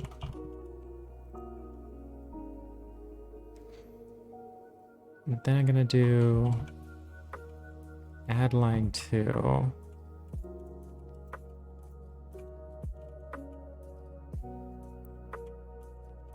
I'll do right plus up. Right plus down. left plus down. And then I'll close this curve. So hopefully this will cut out a hole in the middle of the shape. Nope. Oh, 48. Right, 48 seemed pretty long. Seems pretty large though. It worked. I cut out a hole. So that's perfect actually. So the next thing to do is to try to use a real mobject.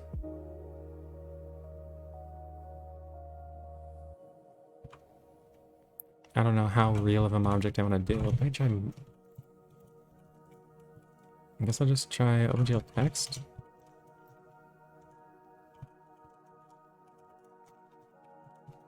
And just scale this up.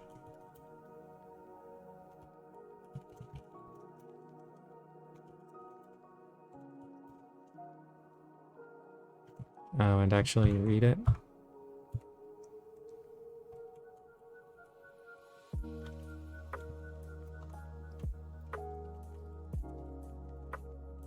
Okay.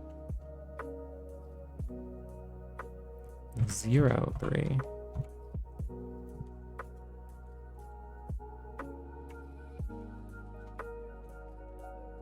Well, something about it didn't work. But I don't know what. Oh. It would have to be mobject at 0 or something like that. And let me see. Actually, I'm just going to try mobject at 0.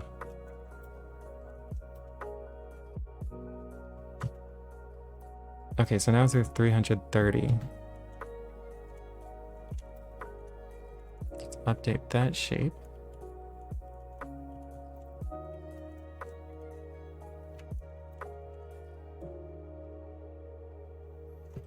Great. That's great. So I can triangulate your shapes. So let me try something with a hole.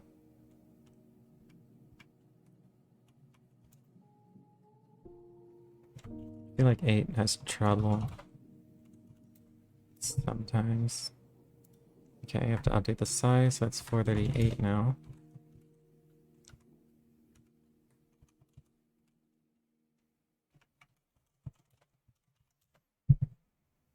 Although one thing I notice is that's kind of a lot of points.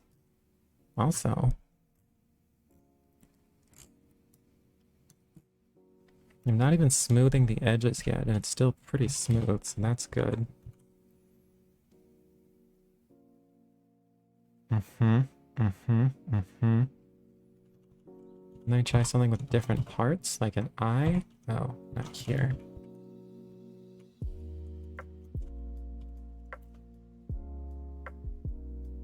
$276.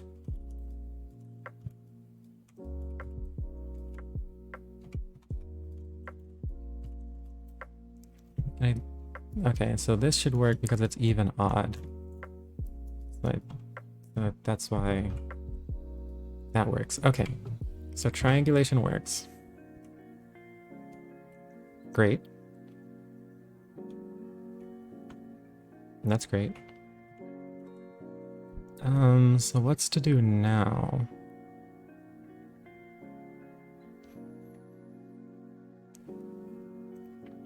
I'm going to need something.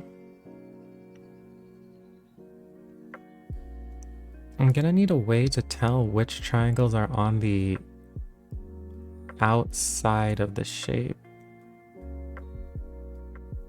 Right? Because those are the ones that need to be smoothed. Because if I can do that, if I can tell which ones are on the outside of the shape, then I can edit the shader so that if there's a triangle like this, I can edit to basically cut out this part and it'll only count this part as part of the shape. Now, one easy way to do that, well, if this had indices, then that wouldn't be very difficult. And the reason that wouldn't be very difficult is because if it were a shape on the boundary, this would be like x, x plus 1, x plus 2. So it'd be a matter of just seeing, is it like a number, one more than a number, then one more than that number? As opposed to, if it's filling the inside, then it'd be something like,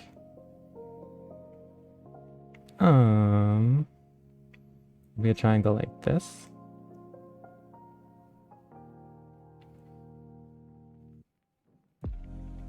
Any of these, it wouldn't be like a number, one more than the number, one more than that number. And I do think I should probably make this indexed in the first place. That's probably going to be better in the long run.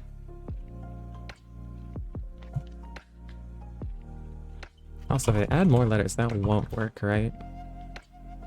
Yeah. That makes sense.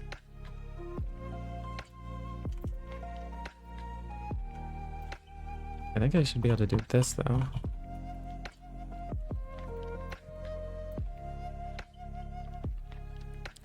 Nope. Is it like math deck?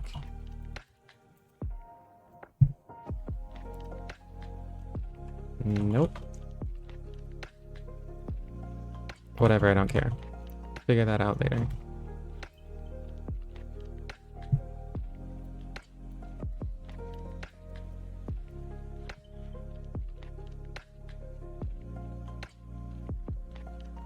Okay, so how to make this use indices.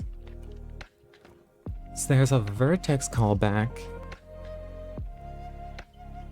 And I guess this is where it emits all the vertices in the triangulation.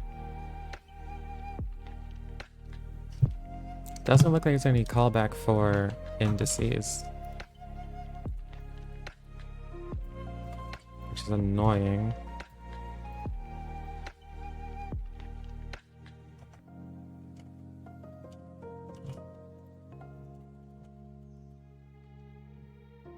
Yeah, and I searched this already.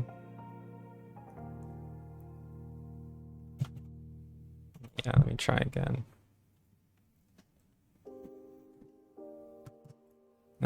So this thing got ignored. But I'll look again. What's the same as this?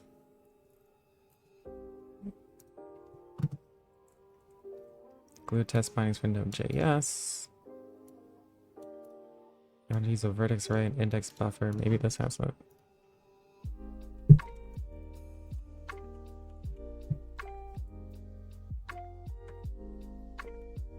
Nice, draws the complex polygon in immediate mode. Blah, blah, blah, blah, blah.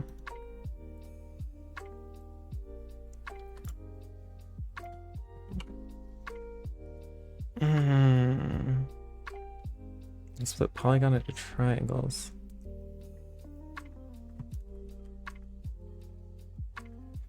What I could do...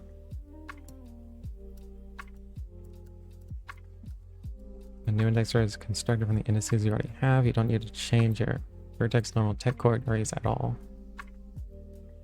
Just your index array. The algorithm is based on the assumption that they're all convex. I guess, luckily, it did say in the documentation that this was for convex shapes.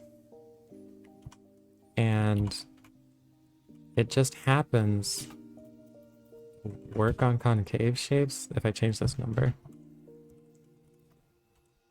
309.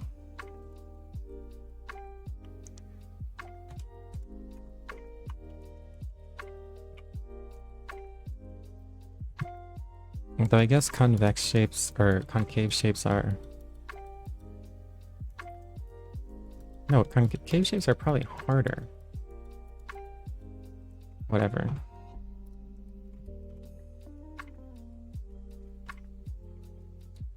I think this might be getting into that that extra pointer I can pass to glue-tex vertex?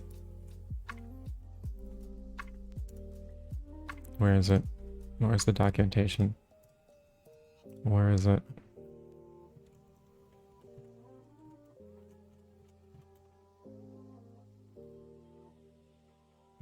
The vertices specify closed contour. The last vertex of each contour is automatically linked to the first. Include as vertex. Tests the tessellator, the coordinates, then a pointer to vertex data. If I look at this vertex data with an underscore, not with an underscore.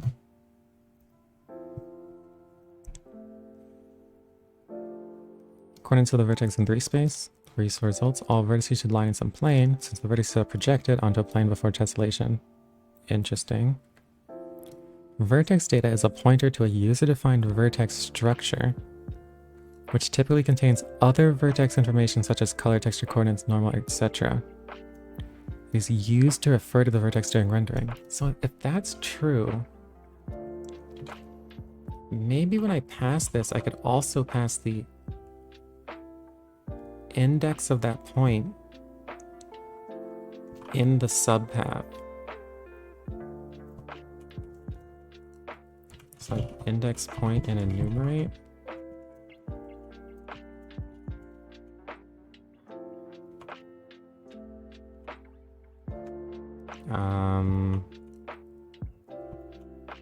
I'll star point and then the index and then the point. Then maybe when it does this vertex callback, it'll have that index. Possibly, who knows?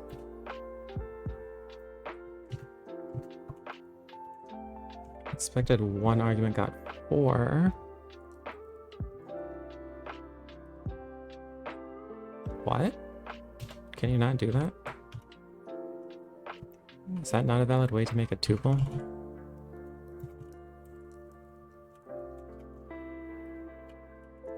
Should I just do like this?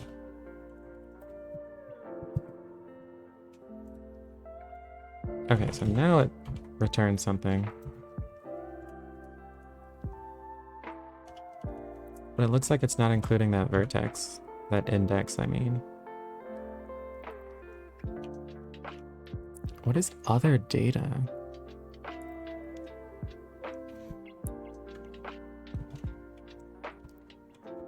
I'm not gonna print this. It does seem like that did something.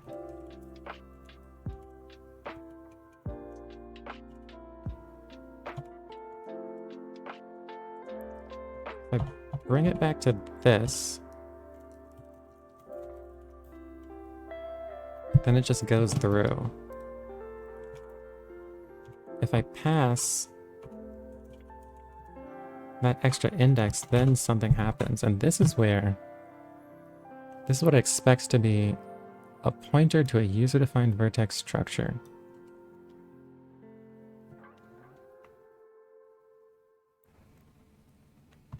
Though I'm not sure what it means by that. That's super vague.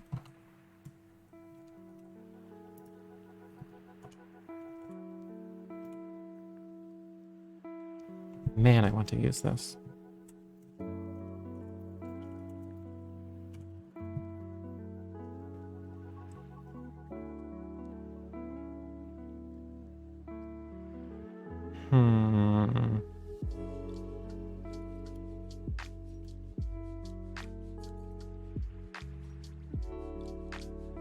Task location data equals none. So this is describing it differently. I feel like this documentation is from like 1970. Maybe more like 1990 or something. But damn, learn some CSS. Okay. This is a C signature. This is the Python signature. Specifies an opaque pointer passed back to the program with a vertex callback. So I think what I can do here. No, I don't know what this is doing actually. What if I just put none here?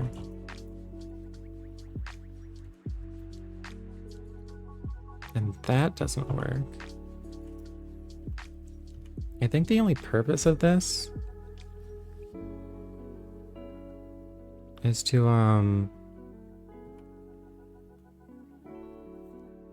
to differentiate between vertices that have the same spatial location but have different data other than that spatial location. And so I don't think it can be used to pass data back. Although I wonder what this other data is supposed to do. Think of the vertex callback.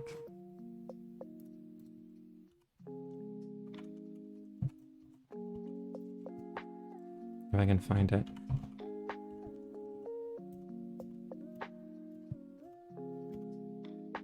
Section 5.3 here. Vertex. There's a vertex data callback. It is legal to have any of the callbacks undefined. However, the information they would have provided is lost. So the different callbacks you can have is these. And they have this type. Note that there are two versions of each callback, one with user-specified polygon data and one without. If both versions of a particular callback are specified, then the callback with polygon data will be used. If that polygon data is a copy of the pointer that was specified when glue test begin polygon was called. Vertex data.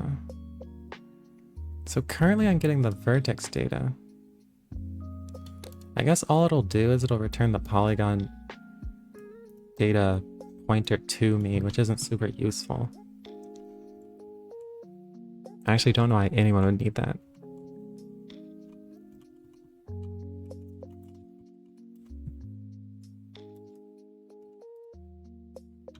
Why is this still printed? Jeez.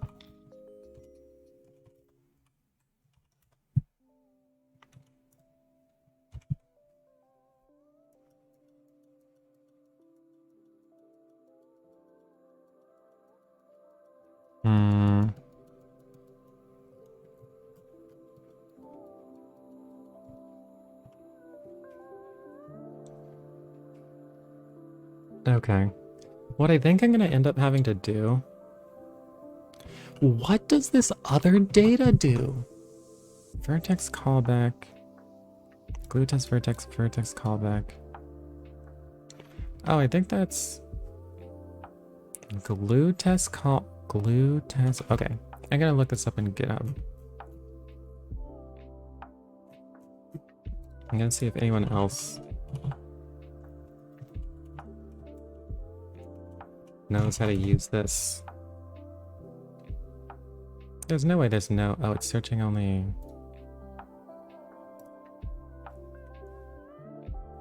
Why is there one place? Oh, it's glue test vertex. Oh my gosh.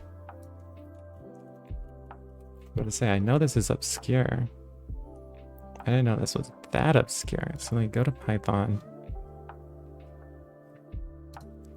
and see if anyone knows how to use this extra parameter. This person isn't doing it. This is not Python. Or it's Python using C types or something like that.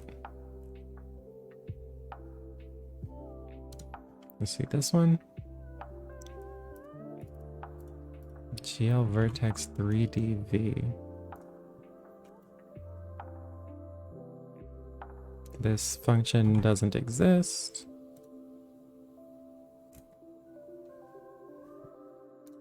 I think this is the one I copied before. Yeah, this one doesn't use it.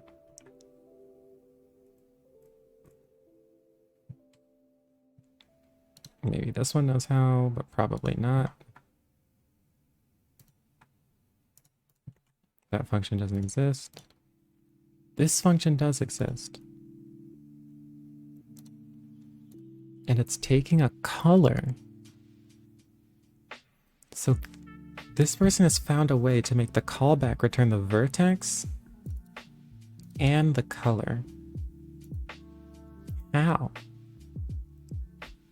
Glue test vertex, vertex callback.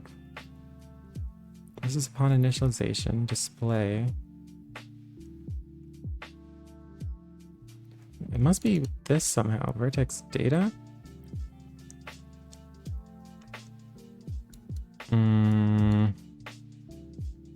Vertex at I equals... What does that have to do with color? Creates a new vertex when edges intersect. Coordinate location is trivial to calculate, but weight, which is 4 long, maybe use to average color, normal, or texture coordinate data. And this program color is weighted. Combine callback. This is only the callbacks. So we can find where he's actually passing the vertices. Maybe I can find how he's getting it to return the color. And then instead of a color, I can return an index.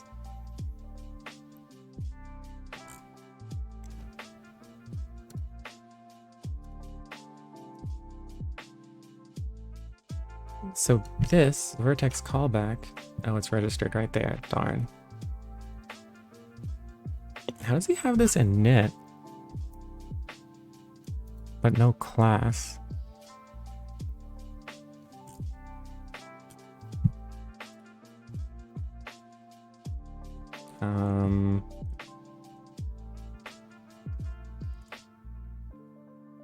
Oh, here's where it's calling glue test vertex. Python wizards, yeah, indeed. And this one, the star, has a color for each vertex. There's a point here. And these like ones, this just looks like a color.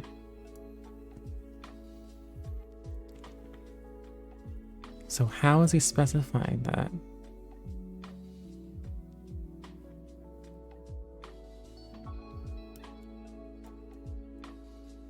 As the here, he's just repeating the point, the same as before. Smooth shaded self-intersecting star. Where? Tell me how. Okay, I don't know how he's making it past the color. Darn. Okay, well, I'm gonna figure that out offline, hopefully. And I'm gonna raid someone in the meantime.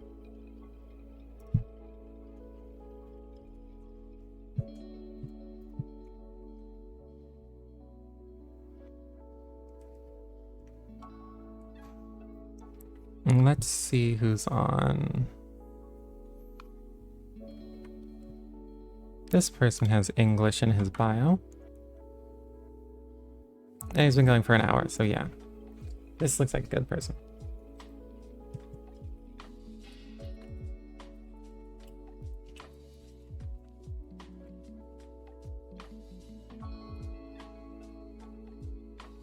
Okay. All right. Say hi, guys. Thanks for watching.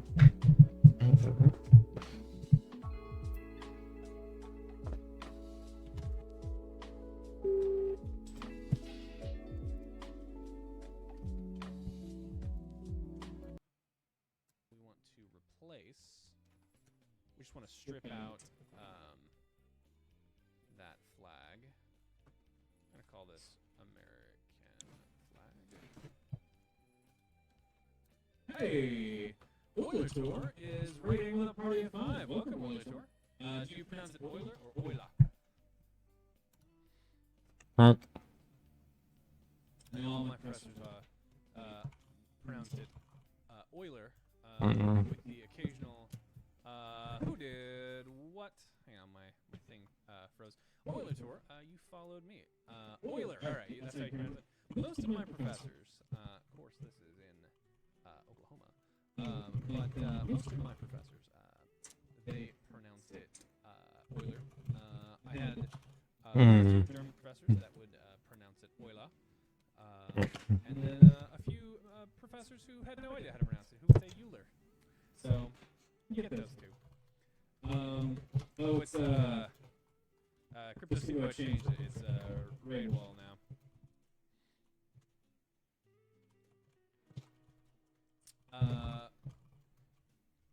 It is follow with donation. Yeah, I do that. I do that on purpose. I wish I could make it followers or raiders. That would be a useful function. Twitch devs, if you're out there, followers or raiders would be nice.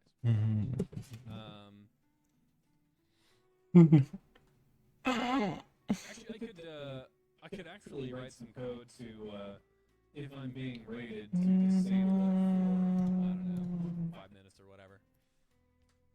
Because it is nice when all the raiders come in and say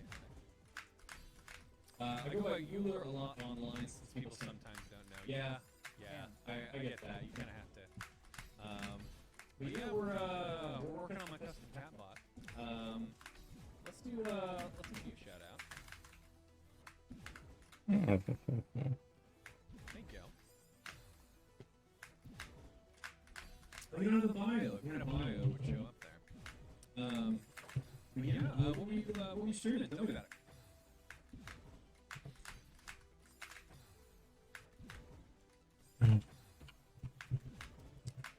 Let's see. Is American includes? Damn, we're making a pun here with that's actually that American flag. Replace American flag with nothing. Delete it if it is there. If it is not,